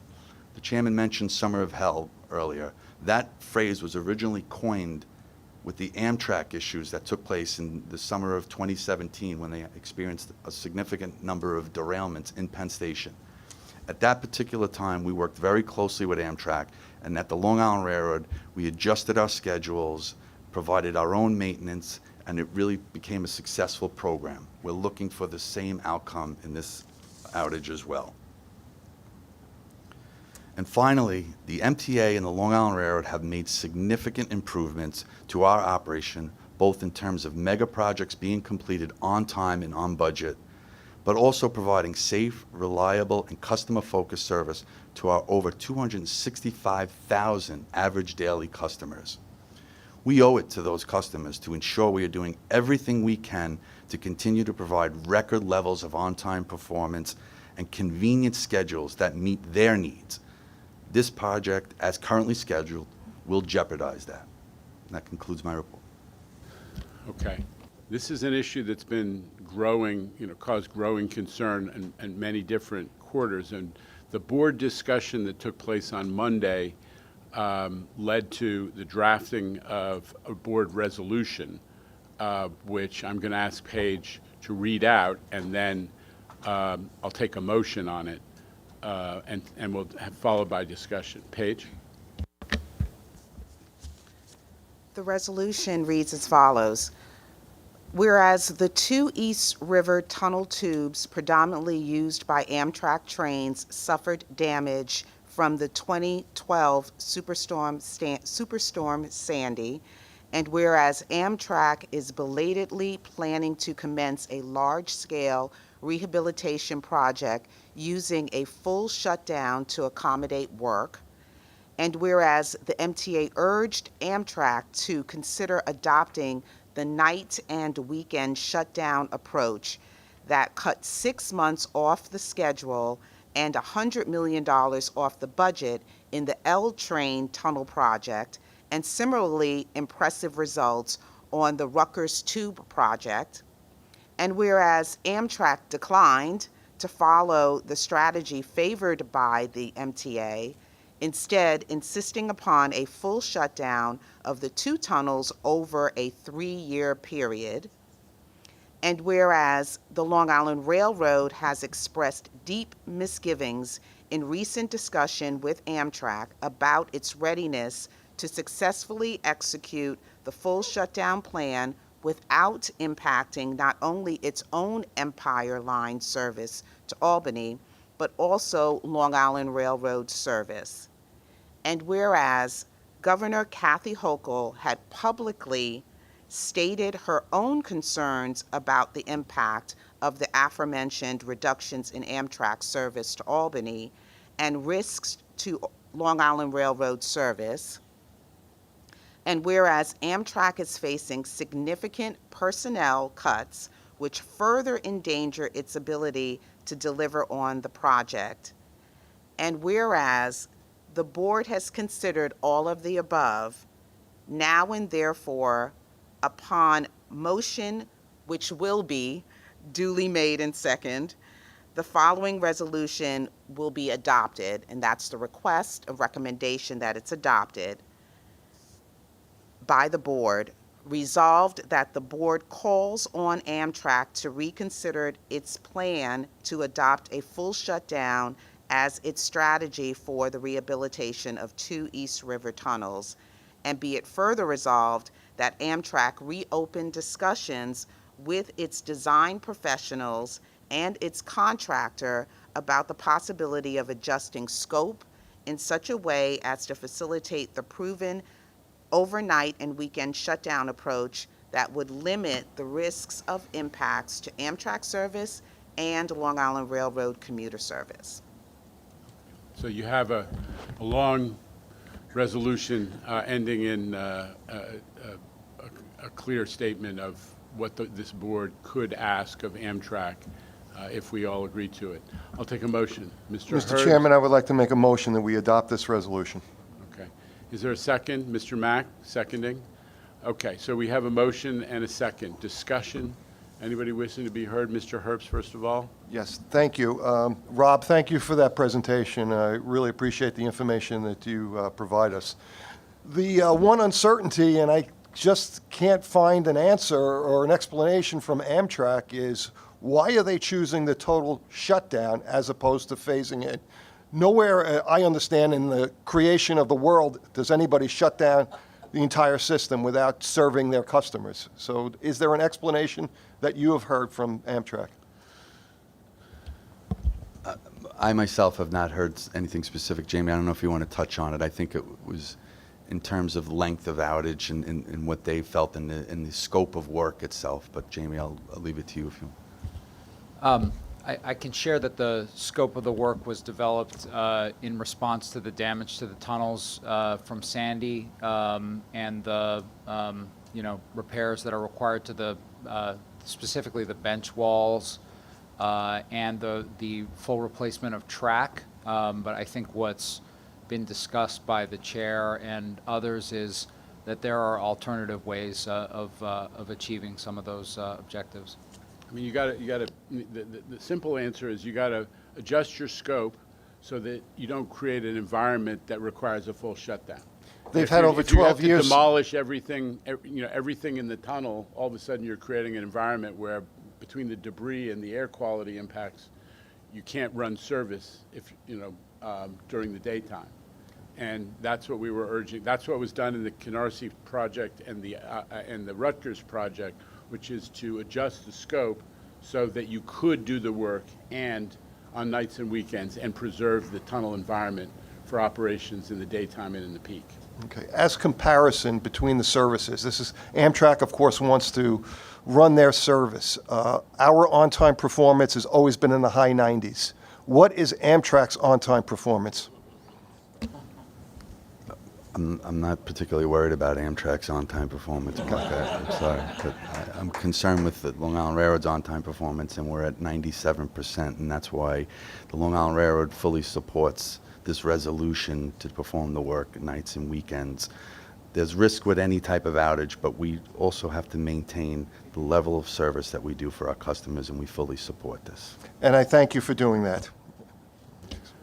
Any others wishing to be heard? Sammy Chu is online, and followed by Mr. Glucksman. I just want to, wholeheartedly take the opportunity to wholeheartedly agree with this resolution. It's extremely concerning, and I think it's what's evident by the prior conversation that Mark initiated. I think the MTA has become, probably the most expert transit agency in the country at, performing these major overhauls without service interruption or minimizing service interruption. So I think also to Mark's point, this has taken a lot of time to get here. I think there's still plenty of time to reconsider, for Amtrak to reconsider and consult more deeply with the MTA to make sure we're doing this in a way that, minimizes interruptions and not just the service interruptions, but, something that's vital to the continued success of commerce and growth, in the region. So I think this is important. And I know there are a lot of, the chairman mentioned a lot of, legislators and stakeholders that have stepped up. I think this is something that if it's not on people's radar, that it should be. And certainly this is a time to speak up and really absorb how much this can negatively impact our service. Okay. Mr. Glucksman, Mr. Albert, and Mr. Brinkman. Yeah, all absent from the discussion, and I don't know the number, but I know there have to be dozens of New Jersey Transit trains that lay up after the peak hour into Sunnyside Yard and come back as put-ins in the peak hour in the evening. That also complicates things with having one less tube. Yeah, no, this presentation did mention that. Thank you. Mr. Albert. Yes, thank you. On Rob's presentation, one of the graphs showed which tubes were relegated to Amtrak service, which tubes were relegated to Long Island Railroad service. Has any discussion been happening with Amtrak to say if they go ahead with their unfortunate plan to completely shut down a tube, that they would allow the Long Island Railroad to use each of the other tubes and not be restricted to only the tubes that they were using before? Andrew, we said primarily use, so on a normal basis, we use, particularly during the rush hours, we'll use all 4 tunnels, right? But primarily we use lines 3 and 4. With this outage, right, one of the tunnels is that Amtrak uses will be completely taken out of service for 13 months, so we won't have access to that. The other tunnel, Line 1, will in essence be used as a shuttle for Amtrak and New Jersey Transit trains to traverse back and forth to Sunnyside Yard to the station. So that's why we're relegated to basically now, even during the rush hours, just Line 3 and Line 4. I got it. Thank you. Mr. Brinkman. While I don't have a vote, I do want to go on record as saying that I fully support the resolution. And I would hope that we could offer some consulting services to Amtrak since we've done it. We know how to get it done. And I have a feeling that that's their concern, is they don't know how to do it and keep service going. So I'm just hoping we can make that offer to them. Thank you. Point taken. Anybody else wishing to be heard? Mr. Zuckerman. I'm glad we're doing this, and Mark, I really admire your advocacy for your riders out in Suffolk County. It's a burden. And Mr. Chair, you mentioned a couple of times the remarkable nature of the bipartisan support of this ask of Amtrak's. And your Bruce Blakeman comment was humorous and simultaneously quite depressing to me, because I think there's alignment among the New York delegation and among politicians that we can get this one thing out of Washington. It's great. I mean, I want to see Amtrak serve us as well. But I guess I'm in the aftermath of the budget being passed in Albany, which is a wonderful thing, and our congestion pricing working well, and our capital plan being funded. I don't know why we can't have the same kind of bipartisan support out of Washington to demand what New York needs. I don't know why we fight so much and constantly arguing about whether we should have congestion pricing, whether we should have the funding needed to support New York. I don't understand why it's not a bipartisan topic to help New York. Why is this the one topic? And I hate to say it, while 13 months is a ridiculously long time, it is both a minor topic simultaneously relative to our $68 billion capital plan. And so I would encourage all our stakeholders to look for many other bipartisan opportunities to support New York, support the MTA, and not just on a relatively narrow operational topic. I want to focus on the decades of underfunding of New York relative to the rest of the country. I want us to see if we can bipartisanly focus on helping New York stay the economic engine of the nation and maybe the world. And so if maybe one little resolution about Amtrak is a starting point, cool. I suspect it's not. I'd like to see a lot more bipartisanship. All right, I don't know if amen is an official Robert's Rule of Order response, but that's my response to Mr. Zuckerman's comment. Anybody else wishing to be heard before we vote on this? Okay, there's a motion and a second motion on the floor. All in favor of the resolution? Any opposition or abstention? The resolution is carried. Thank you. Before we go on to board business, another complicated issue that has emerged, update on the labor situation in New Jersey, which may have implications for especially our Metro North customers west of Hudson. Justin Vonishek, the president of Metro North, is here to talk about that. Joseph. Thank you, Chair, and good morning, members of the board. So as many of you may know, New Jersey Transit has been in contract negotiations with their locomotive engineers for some time now, and unfortunately we're at a point now where they're planning for a potential strike on Friday, May 16th at 12:01 a.m. So since NJT operates Metro North service west of Hudson, this means potential severe impacts for our customers on the Port Jervis and Pascack Valley lines. So I'm here this morning to talk about how we're preparing for such a possibility and the options we're going to be providing to our customers. So just to quickly go over where we're at in terms of service on NJT's West of Hudson service right now, or Metro North West of Hudson service. Currently 64 trains a day operate on both the lines, and they carry about 2,000 customers. So that's just over 1% of our overall ridership for Metro North. So in an event of a strike, none of these customers will have service west of Hudson. So fortunately for those customers though,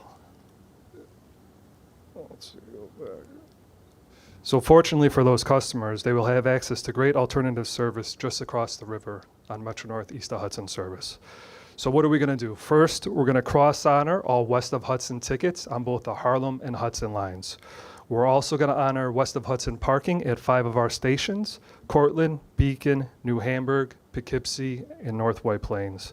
There's also going to be free ferry and West of Hudson, Hudson Link bus connections for our West of Hudson ticket holders.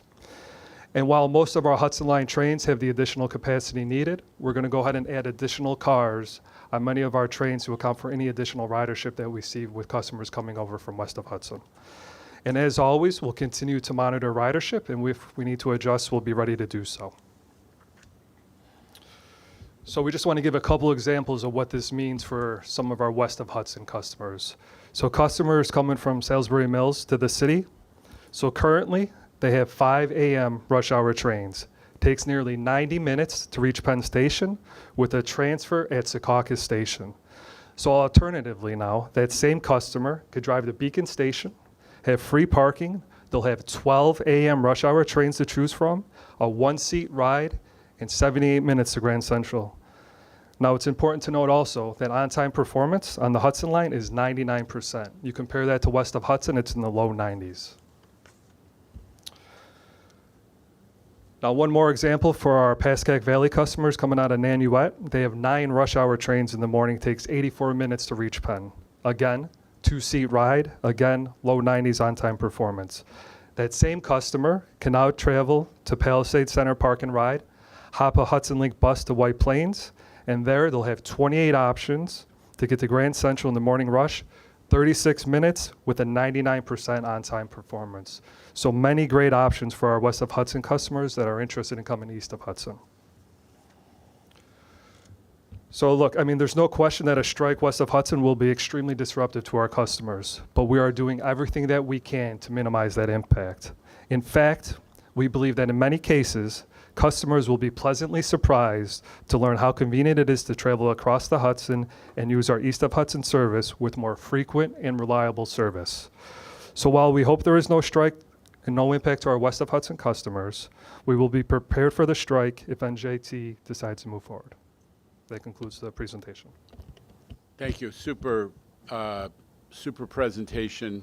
Not a secret that the Metro Service west of Hudson is New Jersey Transit Service, and that means that our ability to improve things as much as we would like has been constrained.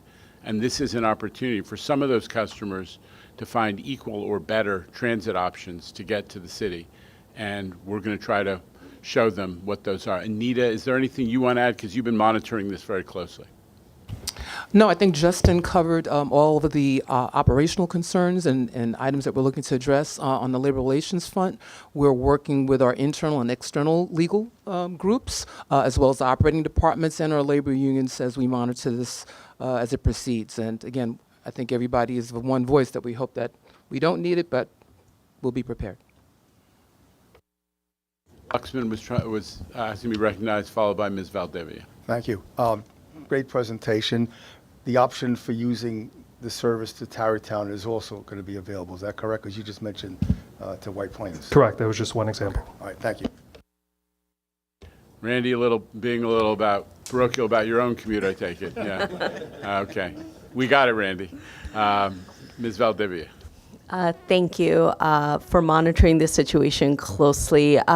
Question, do we expect to see any operating expense increases given, the alternatives? It seems like there's nothing additional you're all providing, just ensuring that there is connections and the people understand the connections available. That's correct. If there's any cost, it would be extremely minimal for the additional cars added, but that's it. To your point, we'll send New Jersey Transit a bill. Don't worry. Okay. Any other comments? Anyone else wants to be heard on this? If not, we'll run through our normal, regular board business. The minutes of the March board meeting and the minutes from each committee have been distributed. Are there any corrections or omissions? Mr. Albert. I won't go into the grammatical things, but on page 6, board. Page 6 of the Post or page? No, okay, go ahead. No. Okay. No, of the minutes. Board members, is spelled B-O-R-D. At least it isn't spelled B-O-R-E-D, but it should be B-O-A-R-D, obviously. Thanks. All right. Let the game. This is exactly autocorrect, as Mr. Albert. Okay, with those changes, the minutes are approved as distributed and corrected. Thank you, Mr. Albert. Let me start it off. On Monday, I chaired a joint meeting of the Metro North and Long Island Railroad Committee, as well as the New York City Transit and the Bridges and Tunnels Committee and the Capital Program Committee. We had Super Committee Day. There were no items for the railroads and no items for bridges and tunnels. Board Member Joshi, would you provide us with the this month's report on capital programs? Sure. The Capital Program Committee met jointly with the Operating Committees Monday and reports the following. Construction and Development has 5 items for a proposed expenditure of $27.2 million. The Joint Operating Committee recommends these items, and I move them. Okay. Second, Ms. Dr. Rizzo, all in favor? Any opposition or abstention? The items are approved. Moving to New York City Transit agenda, there's one ratification item for an expenditure of $1.7 million. The committee recommends this item, and I move it. Second, Ms. Soren, all in favor? Any opposition or abstention? The item is carried. And this concludes the Joint Operating Committee report. Mr. Zuckerman, the Finance Committee. Thank you, sir. The Finance Committee met Monday, and among other things discussed, we received a report on the 3rd month of successful financial returns from congestion pricing. We also report the following. The procurement agenda includes 3 actions for a proposed estimate expenditure of $24 million. The committee recommends these items, and I move them, noting that I recuse myself from item number 1. Okay, but we have a motion. Is there a second? Mr. Fleischer, all in favor? Any opposition?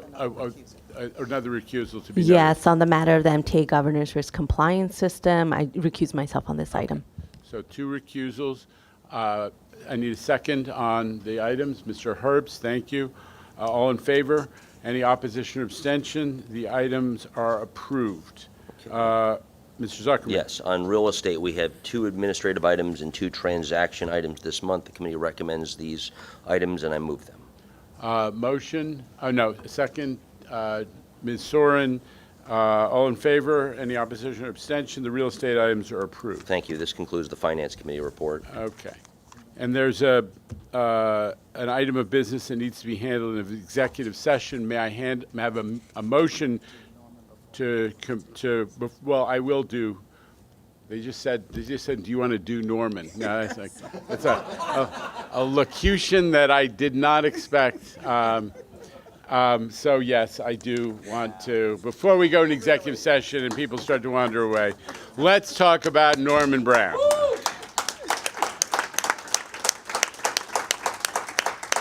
All right, we can't end the meeting without acknowledging a huge and bittersweet milestone, the retirement of legendary longtime board member Norman Brown. Norman has dedicated decades of his life to championing the workforce at Metro North and other places. He is a machinist himself by trade. Some of us have heard very technical stories about that as we consume what passes for breakfast over there in that room. But mostly he's a champion of the workforce and of the riders who rely on the MTA system. The combination of shop floor experience and policy know-how, because he has policy chops, this dude, brought a rare perspective to this board and its activities. And as we all know from his somewhat infrequent but always searching participation in MTA board meetings, Norman is a truth teller. This is something that is really special in a public setting.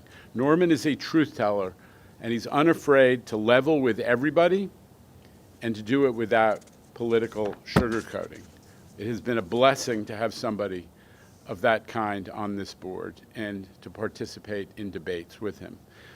And I got to say, is there anybody else whose daily reading diet includes the entire New York press, plus the chief leader, and 3 or 4 European papers in their original languages. Nobody like him. Norman, on behalf of the entire MTA, the leadership, past, present, and future, I need to thank you for your tremendous service, your partnership, your friendship to the MTA, to its riders, and to its workforce.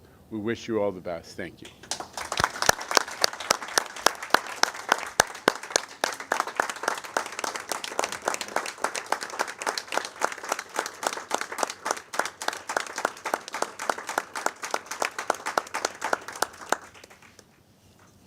Okay, now that we've embarrassed you, is there anything you want to say? Yeah, well, there usually is. But, you know, first of all, I want to thank the workforce at Metro North, particularly the union leadership and the represented workers at Metro North who trusted me to speak for them for the last 2 decades. And we have a great replacement in Ed Valente here, and I'm sure he's going to add his own perspective as time goes on, you know. And I want to thank too the leadership of the organization, the staff, the entirely competent staff who take abuse every minute they work for the MTA and continue on with you know, speaking truth to power. And then too, there's you know, other people who I've depended on to give me my punchlines. And you know, I really it's really been a wonderful experience for me, and it's been a combination of the highest achievement in my professional life and the biggest pain in the ass I have left. So you know, it's I feel you're going in the right direction here. More than going in the right direction, I think you've cleared up a lot of the problems that have eaten away at us for many years. I regret only that I'm not around to help you spend that $68 billion. But thank you very much for the, it's nice to have people say nice things about you, especially when it's entirely accomplished people who I very much respect. So thank you for all your support over all these many years and for laughing at my jokes.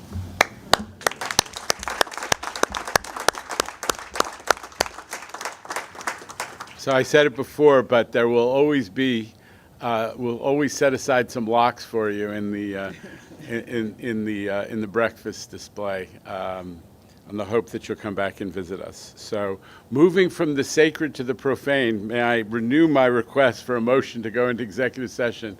Mr. Fleischer, thank you. Second, Ms. Soren, we are into executive session.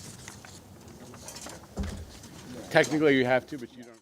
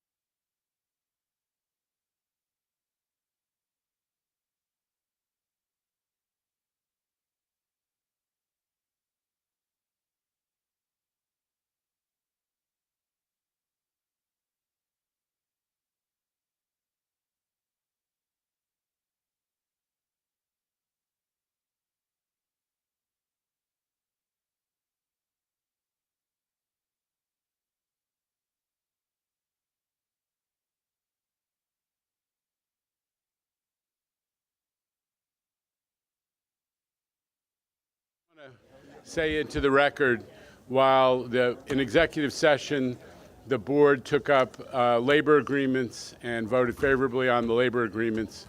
And with that, I'll take a motion to adjourn the meeting. Thank you, Mr. Herbst. Second, Mr. Garodnik. Hearing no opposition, we are in adjournment. Thank you.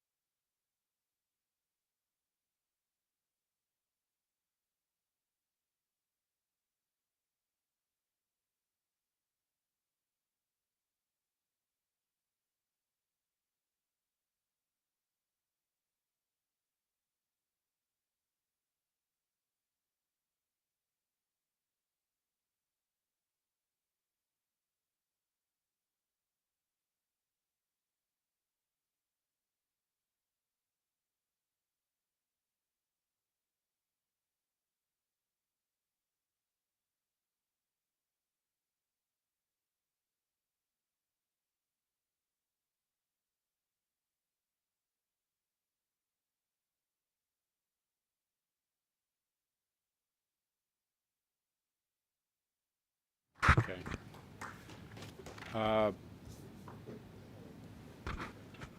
I'm ecstatic. This is a huge moment for the MTA. What Albany has done is said, we're going to make a massive investment in New York, and the investment's going to benefit the riders. The riders are the ones who are going to see new subway cars, because you don't have your trip delayed because cars discharged from service because it broke down. The riders are the ones who are going to see, more announcements. We're going to stay here because there's signal problems ahead. The riders are the ones who are going to benefit the most, and for Albany to recognize that a state of good repair program like we put up that's focused on fixing and maintaining the existing system is a huge step forward. So I am thrilled. This is a high point for the MTA. Subway service is the best it's been in more than a dozen years.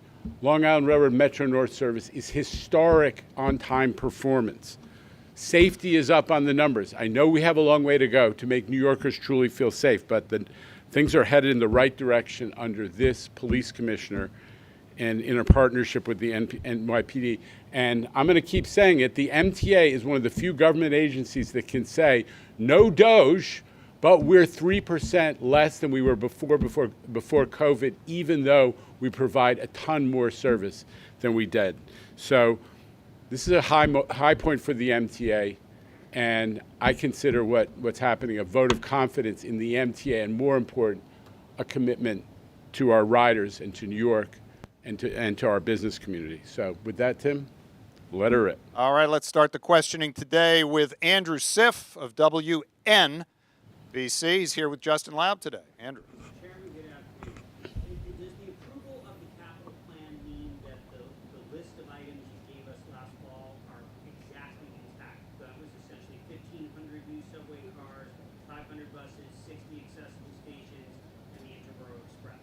Is that now? Yeah, it's the same capital program we laid out. This is what the capital program that was the result of, years of study, detailed assessment of the system, and that we went out and made the case that we need to make these investments. It is that capital program. So just as a quick follow-up, so what's your message to the riders? You said this is good news for riders. So when will people first see and experience proof that this $68 billion is money well spent? When will they feel it? Right now, riders are seeing every couple weeks new stations opening with ADA elevators. They're seeing new subway cars come in every day. The new R211s are coming in. We're just going to be continuing the steps that riders want us to make, which is make give me more service and give me more reliable service. That's what we're doing. It's no secret we're also adding one major project, which is finally we're going to be connecting Brooklyn and Queens directly through a major subway line with the IBX. And that is a game changer for the two most populous counties in the state and maybe among the most populous counties in the country. So that's the major new project. But everything else is let's make the system more reliable to give riders better, more frequent service. All right, let's move on to Stephanos Chen of the New York Times.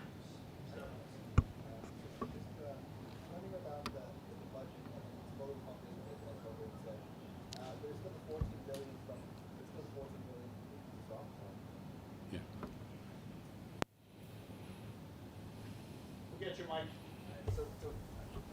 The budget and how it's fully funded. Oh, there it is. Hi. So there's still the $14 billion question with the federal contribution to the plan. I know that we are fully funded as per Hochul, but there is the threat still that some portion of that may be withheld or held up by the federal government. Could you describe first what you think the actual threat is that some of that money doesn't come through in terms of formula versus discretionary funds, for instance, and then what the MTA may do if some of that money is withheld? Steph, I appreciate that you're always looking forward, but today is about what Governor Hochul accomplished with the support of the legislature, which is to make sure the MTA capital program is fully funded. And one thing I want to add, this is the first time since the MTA has been doing capital programs that nobody quarreled or debated in any meaningful way what's in the capital program. Everybody accepted that the proposed capital program substantively was the right mix of projects and priorities. That is a milestone. Everybody accepted that the capital program needed to be 100% funded. That's a milestone. So huge accomplishment, tip of the hat to the leadership in Albany, especially Governor Hochul for that. Yes, we have some uncertainty at the federal level. Needless to say, we all read the news. We're in a big group on uncertainty coming from the federal level. That said, we're going to continue to comply with everything the federal our projects require, and we've heard some of the verbal threats, but I think those are going to be addressed through the legal process if it becomes necessary, and we're very confident in that process. Budgets and numbers. Let's go to Michelle Caskey down there. She's with Bloomberg News. Hey, Jano. Also about the capital plan, the Hochul on Monday said there will be $3 billion coming from the MTA. So before Monday, it was planned that MTA would there would be $13 billion of MTA and TBTA bonds. So now we're going to put $3 billion on top. So it would be $3 billion on top of that. Where's that $3 billion? Not necessarily. So let me just be clear. We're very committed to maintaining and I especially want to talk to your readers in the municipal finance world. We're very committed to maintaining the ratio that 15% of our operating budget is debt service on debt. Okay, so there are lots of ways that we can accomplish the savings, the efficiencies that have been talked about. We're just getting started, so I don't want anyone to assume that we're going to be just piling on the borrowing because we're very committed to maintaining the right debt service ratio in our operating budget.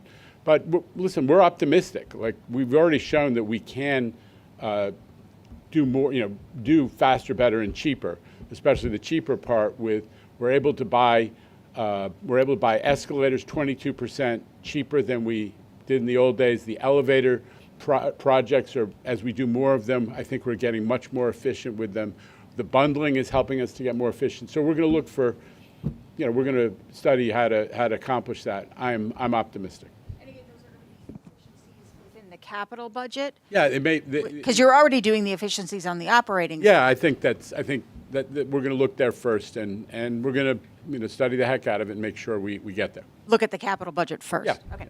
All right, over to Christina Baker there in the mezzanine. No questions there. We'll move on to Elijah Westbrook, who's here from CBS 2. Elijah, good afternoon. Good afternoon, Jano. Good afternoon, everyone. Congratulations on the capital plan. And more to that point about the $3 billion that you guys have to contribute to the capital plan, can you just elaborate one more time? Where are you guys taking that money from, and when can we possibly expect to see that money contributed? Well, listen, Elijah, I think what your viewers need to know is the MTA has already figured out how to save $3 billion on our prior capital plan. We are optimistic we can do it on the next one as well.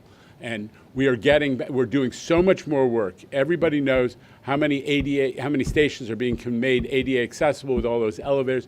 We're just getting better at it, and we look forward to making sure that we hit that mark as we have in the capital budget before. My final question, on Monday during the state budget announcement that Governor Hochul talked about, Steve mentioned about these 24/7 shelter sites for the homeless. Can you talk about that? Where are they going to be installed? I just heard about that, but Governor Hochul's been a big supporter of dealing with the reality that people who are in mental illness distress are having a disproportionate impact on all of our public spaces, especially acute when you're in the subway and someone's having a mental health episode. So we want to help those people. The Scout program that the MTA initiated has been a huge success. She is, continuing to increase funding for Scout, which deals with severe mentally ill people who are in the subway system. And as for this, the other idea, we're going to take a look at it and see how that works. On to Dave Colon. He's with Streets Blog. Dave. feel like we don't get like good emphasis like the New York Times. You just want to. The one and only Streets Go on. blog? Is that what you're looking for? Something like that. I don't know. Every now and again, it just feels a little, we're important Dave is too. crabby because the Knicks went down by 3, but they're still up 3-2. Team's got some problems. Stole one out. That's right, and they're moving. Jano, I wanted to know, you guys had a lot to say on Monday about how well Omni is going and how it's going to be more or less finished, on as far as people can see by the end of 2025, and that by 2026 you're trying to move to proof of payment on buses. So what is the future of all-door boarding looking like for people at this point? I know you're shaking your head, but I mean, yeah, this is, I'm shaking my head that you're so predictable. But we all have our bugaboos, our hobby horses, and I think I've said it to you a number of times. I think you guys have been covering a lot of super important stuff, but I think I have said many times I'm determined to sort of reestablish the principle of fare payment on buses effectively. I'm thrilled that we're moving towards a European-style fare payment, proof of payment system with handheld devices that our Eagle teams can use to make sure that folks on buses are and will continue to pay their fare. We are making progress on pushing back against fare evasion. That's my first priority, and we'll continue to look at all-door boarding as a desirable feature to be studied and made available when we've really brought back a much higher level of fare payment on the bus system. Well, wait, does that mean that in 2026, when you have proof of payment, people are still going to have to get on the front door of the bus only? Parse away, my friend. Next question. That's what. We got to move on because we're going to the Zoom machine right now, where Michael Aronson is standing by from the New York Daily News. Michael, you're up. Thank you. I don't know if this is a question, if Rob Free is there, but it's really about his presentation. Over the past 3 years, because you're looking 3 years of this closure at East River Tunnel. Over the past 3 years, how often is there an equipment failure, or a track issue, a signal problem that has caused one of the 4 lines to go out of service for a while, and you've recovered? And he said in his letter to Amtrak, he said, today it would be terrible if we had that and we wouldn't be able to recover. But does it happen once a month, once a year? And, so if this goes through and Amtrak starts closing the tunnels, it could happen once a week, once a month, once a year, just the frequency of these manageable problems and what that's been. Thank you. Okay. So, Michael, I know how passionate you are about this topic, and you're a little bit down in the weeds. I'll defer to Rob, but I'll tell you this. I don't need an exegesis on what's gone wrong in the East River tunnels to be worried about Amtrak technical and mechanical and operational issues causing shutdowns. I just got to look at what's been happening in New Jersey side, and I'll defer to Rob otherwise, but Amtrak's track record for us is a little terrifying. Rob? Thank you, Michael. I don't have specific numbers, but these type of incidents take place every day, and I think the larger point being made here is that with one tunnel completely out of service for the length of time, these type of incidents have a greater propensity to cause a much larger service disruption than we would experience currently. Right now, if something happens, we could use different tracks, different tunnels. With the limited infrastructure that we'll have, we'll be forced to still maintain service into one tunnel. So it's really situationally driven as to what would transpire, but the likelihood of a service disruption in light of the extra trains in the tunnels, only using one tunnel, would be much more impactful than it is currently.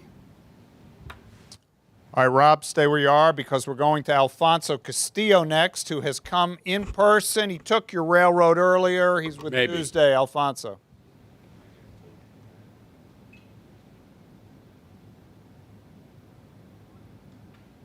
If you play with it a lot, it'll come out way too loud. Go ahead. On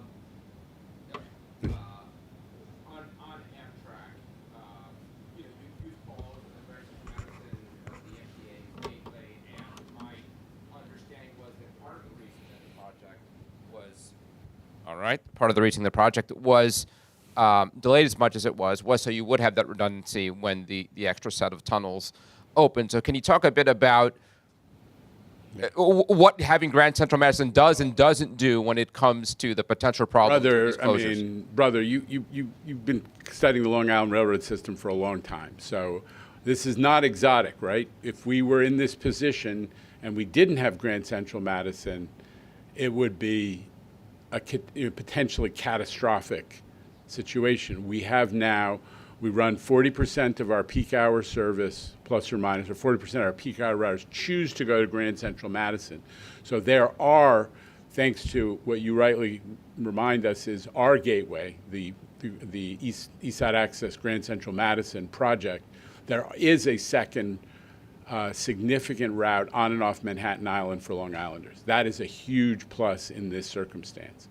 It's why the Amtrak, it was the right thing to do, waited until Grand Central Madison was done. I remind all of us that part of the struggle with Grand Central Madison was that Amtrak, couldn't support the work getting done, and that impacted on both cost and schedule.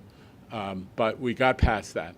And if we didn't have Grand Central Madison, as well as Atlantic, who knows? I mean, this would be that much scarier. But I'll let Rob talk about it otherwise. Hi, Alfonso. I don't think the mindset is that we have Grand Central Madison. Who cares about Penn Station, right? As the chairman had mentioned, there's still 60%, 59% of our ridership that still wants to go to Penn Station, and our schedules are to accommodate those people. We did it to give people options. We still want to use Penn Station. We still need to, and we need to provide a reliable service as we do. So that's the mindset, is that we still look at it as we need to provide service to Penn Station and reliably. And I ain't giving up these hard-won gains for on-time performance for Long Islanders because Amtrak is too hidebound to consider a different way of performing work. We're not going to sit idly by while our riders suffer because Amtrak just wants to do things the way they've always been done. That's the message. Over to Samantha Liebman now with New York One. Hi. Most of my questions were already asked and answered, so Sam yields her time. No, I'm not. I have other questions. Sorry, though. my mistake. I know. Come on. Anyway. By the way, congratulations on the inner circle. I haven't been able to tell you it was a big undertaking, and that's a big voice you got, lady. Thank you. Thank you. I hope you enjoyed the show. I know I bugged you about it a lot, so we appreciate you coming. The Castleton Bus Depot, businesses on Staten Island around there say since the buses from the Meredith Depot came over, there's been a lot of traffic around it, and the buses trying to get into the depot have been piling up. They idle for a long time, blocking entrances to businesses. There's a lot of auto body places there, and the driveways are blocked. They say it's affecting business, and there's a lot of honking, and they're concerned with the service enhancements coming. It will get worse, and they want to know if the MTA has a plan to address this. I don't know. We're going to take a look at Frank is here, so Frank will talk about the conditions on Staten Island. He spent a lot of time on that. I just need to reinforce the Meredith. This whole discussion of Meredith is a head scratcher for those of us at the MTA. Well, I know. Meredith was a temporary. While we were building another depot, we rented temporarily some space so that we could have full depot capacity. And when the other depot was finished and the lease expired, we canceled. We didn't renew it. And we're saving a couple $1 million a year. That's responsible governance. And if the elected officials who are jawing at us about Castleton, I don't get how they can, on the one hand, attack the MTA as somehow financially irresponsible, and then attack us when we do something like managing our bus depot capacity. But I'll let Frank respond on the specifics. So Samantha, it's fundamentals. There's enough space in and on the depot property to park the buses. So fundamentally, it's not a bus issue.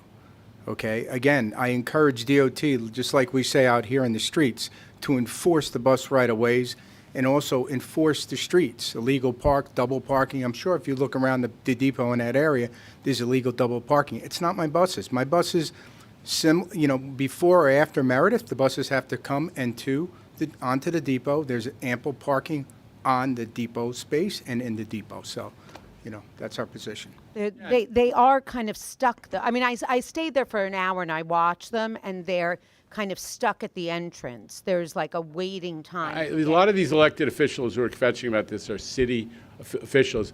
Let them walk down the hall in City Hall and talk to the city folks who control the streetscape outside of the bus depot, okay? That fundamentally changing things in the subway system in terms of crime, these changes? Listen, it's no secret that, especially since we began the Scout program, we've been acutely aware of how difficult it is for clinicians who are professionals to make those determinations. And I think the governor is trying to make it so it is those determinations are not, that we have people who are clearly in need of help, that they get into help, and that we're not spending all our time quarreling about legal definitions, and that we defer to the expertise of the mental health professionals rather than telling the mental health professionals, if you do something, we're going to drag you into court. And I think that is a plus for riders who want to be sure that people who are struggling with mental health and are in extreme mental health distress in the public space are being brought into treatment rather than left to suffer in the public space, which does have a huge impact to riders. And the riders are asking us, can you please make me feel safer by helping to deal with that population more effectively. All right, next seat over, Jose Martinez joins us from the city. Jose. Hi, Jano. Are there any more sales when it comes to the next capital plan? Are there any more sales needed to be made to Albany, or is that all clear now?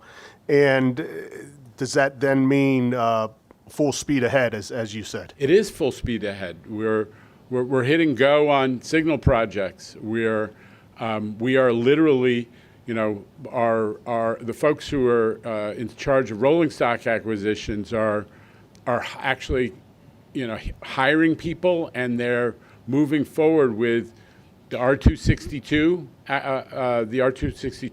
procurement, and some additional procurements that are built on others that have taken place. So we're in go mode. More cars, moving forward with new signals, more ADA stations. We're going to be awarding contracts on ADA stations pretty soon. All of that is enabled by this historic agreement to support the MTA capital program. All right, we move on to Haley Brown of the New York Post. Two questions. The first one's on the budget. Your remarks saying that all the projects in the capital plan will still be implemented. It sounds like you're being defiant and refusing to trim down the plan even without the money. Or if the MTA is able to get $3 billion in cost savings and still keep everything, why weren't the cost saving measures implemented before? Okay, so we're not being defiant. What we're doing is being responsible, saying Albany's now given us an assignment, which is to find $3 billion more savings. I'm confident, Haley, that we have actually accomplished a great deal in terms of making the MTA's capital program and the way we build and deliver projects a hell of a lot more efficient, and we've done enormous cost savings. We will send you again the presentation that Jamie Torres Springer made, which goes into all those details. So we're going to build on that, and we're going to deliver what the legislature has asked us to do. But I can't tell you exactly how we're going to do it just this minute. Okay, and then the second question, it's about today the board voted on the Omni-related pilot. It was like only a $5 million pilot as part of that larger $500 million contract, but just curious about the pilot. So is it the Eagle teams who are going to be issuing the summonses or somebody else? And it says the pilot started in 2020. and it was expanded because the pilot was successful. How did the MTA measure the success of that pilot? What were those specific measurements? Can you explain a little more what you're talking Yeah, about? no. You explain to me, because I don't understand what specific. Today, the board voted to expand an existing contract by $5 million. Yeah. And it is related to the implementation of the Omni So Tap and it's Go. it's But this adding. was a pilot specific. And by the way, I asked spokes for this information before, and they said this is the right forum to ask these very specific questions. So I think that's the to finalize to complete the software that's needed to support the acquisition of all these handheld devices. So that's very clear. The handheld devices that Jamie's ready to give more detail, but will be the mechanism for enforcing proof of payment. Yes. This is what the New York Post wants, pushing back against fare evasion, which we have been successful in doing in the subways, 30% down in the since last summer. Please report that. There's been for the first time in quite some years, a turnaround in bus fare evasion, and we're determined to keep moving in the right direction by having a more effective more effective fare evasion enforcement system, and these devices are essential to do that. Jamie. Is it the Eagle teams that use these? So this is an onboard validation device that's now part of the Omni contract with the board's approval. What that allows is for the Eagle teams to get on the buses and ensure that there's proof of payment. And the onboard validation device is the way of doing that. It gets the data from the bus about who's paid, and then they're able to check that against whether our riders have paid. That's the basis for enforcement. There was a pilot of the technology that we did to make sure that it would work. It has proven out, and now we're proceeding to get the onboard validation devices, both the software and the devices, so that the Eagle teams can use them next year. And how did you measure success? The staff summary doesn't give that level of success is that the technology worked. All right, there's Steve Nesson down the row. He's with WNYC and Gothamist. Steve. Hello. I just want to get your response to mayoral candidate Brad Lander's idea of bringing all the MTA agencies, buses, bridges, and tunnels headquarters under the city purview, this thing he calls Big Apple Transit, which you probably know from Corey Johnson floating it before. But how would that impact operations here, and why isn't that a reasonable idea? Listen, I respect that. Brad Lander's a supporter of good transit, so I'll give him the benefit of the doubt. But I am not in favor of bureaucratic rearrangement of deck chairs. I'm in favor of continuing to build on the tremendous success that the MTA is having right now, which is better service, improving not just ridership but on-time performance, improving safety, and becoming more cost efficient in how we run our budget. Those are the things that, in getting projects done faster, better, and cheaper. That's what I'm focused on, rather than bureaucratic rearrangement. Okay, Steve, should have mentioned you're also the czar of that widely influential newsletter On the Way, which we see on Thursdays. Let's go to Evan Simcoe Bednarski to wrap up the proceedings from the Daily News. Thanks, Tim. Hey, Jano. So on the topic of tunnels, but moving a little bit further south, I have noticed a number of track geometry cars running on the F line, have heard about a few of them as well. Wondering if you guys can give an update on the hunt for the track defect, and if you are in a position to rule out the 63rd Street tunnel as the source of that problem. I think we need Demetrius or Bill or both for that one. Joining us from New York City Transit, Demetrius Critchlow and Bill Amorosa. So the teams have done an amazing job looking at leaving no stone unturned for what could be the issues that are causing the additional wheel wear. Happy to report that over the last month or so, they've essentially eliminated delays that were tied to wheel wear. That's been done on a number of different fronts. First, working with the car equipment teams in the shops to be able to true out the wheels associated with it. Our engineering teams working in the field, hard work working with additional consultants, specialists in track engineering to be able to narrow down the scenarios. We've identified a couple of different solutions that we're currently evaluating. And thus far, we think we have a good handle on it. We'll report more when we're more solid on the details. All right. Thank you, Jano, Demetrius, Bill, Rob, Jamie, Frank. Are we closing out? This is it, sir, unless you have some closing thoughts. No, I just, it's a glum crowd, but I see some people back there who know this is a huge day for the MTA. And we have some more work to do, right? You guys are part of, we have some more work to do. We got to finish up. We have to re-adopt the budget, because right now the capital budget was vetoed, so we have to re-adopt it.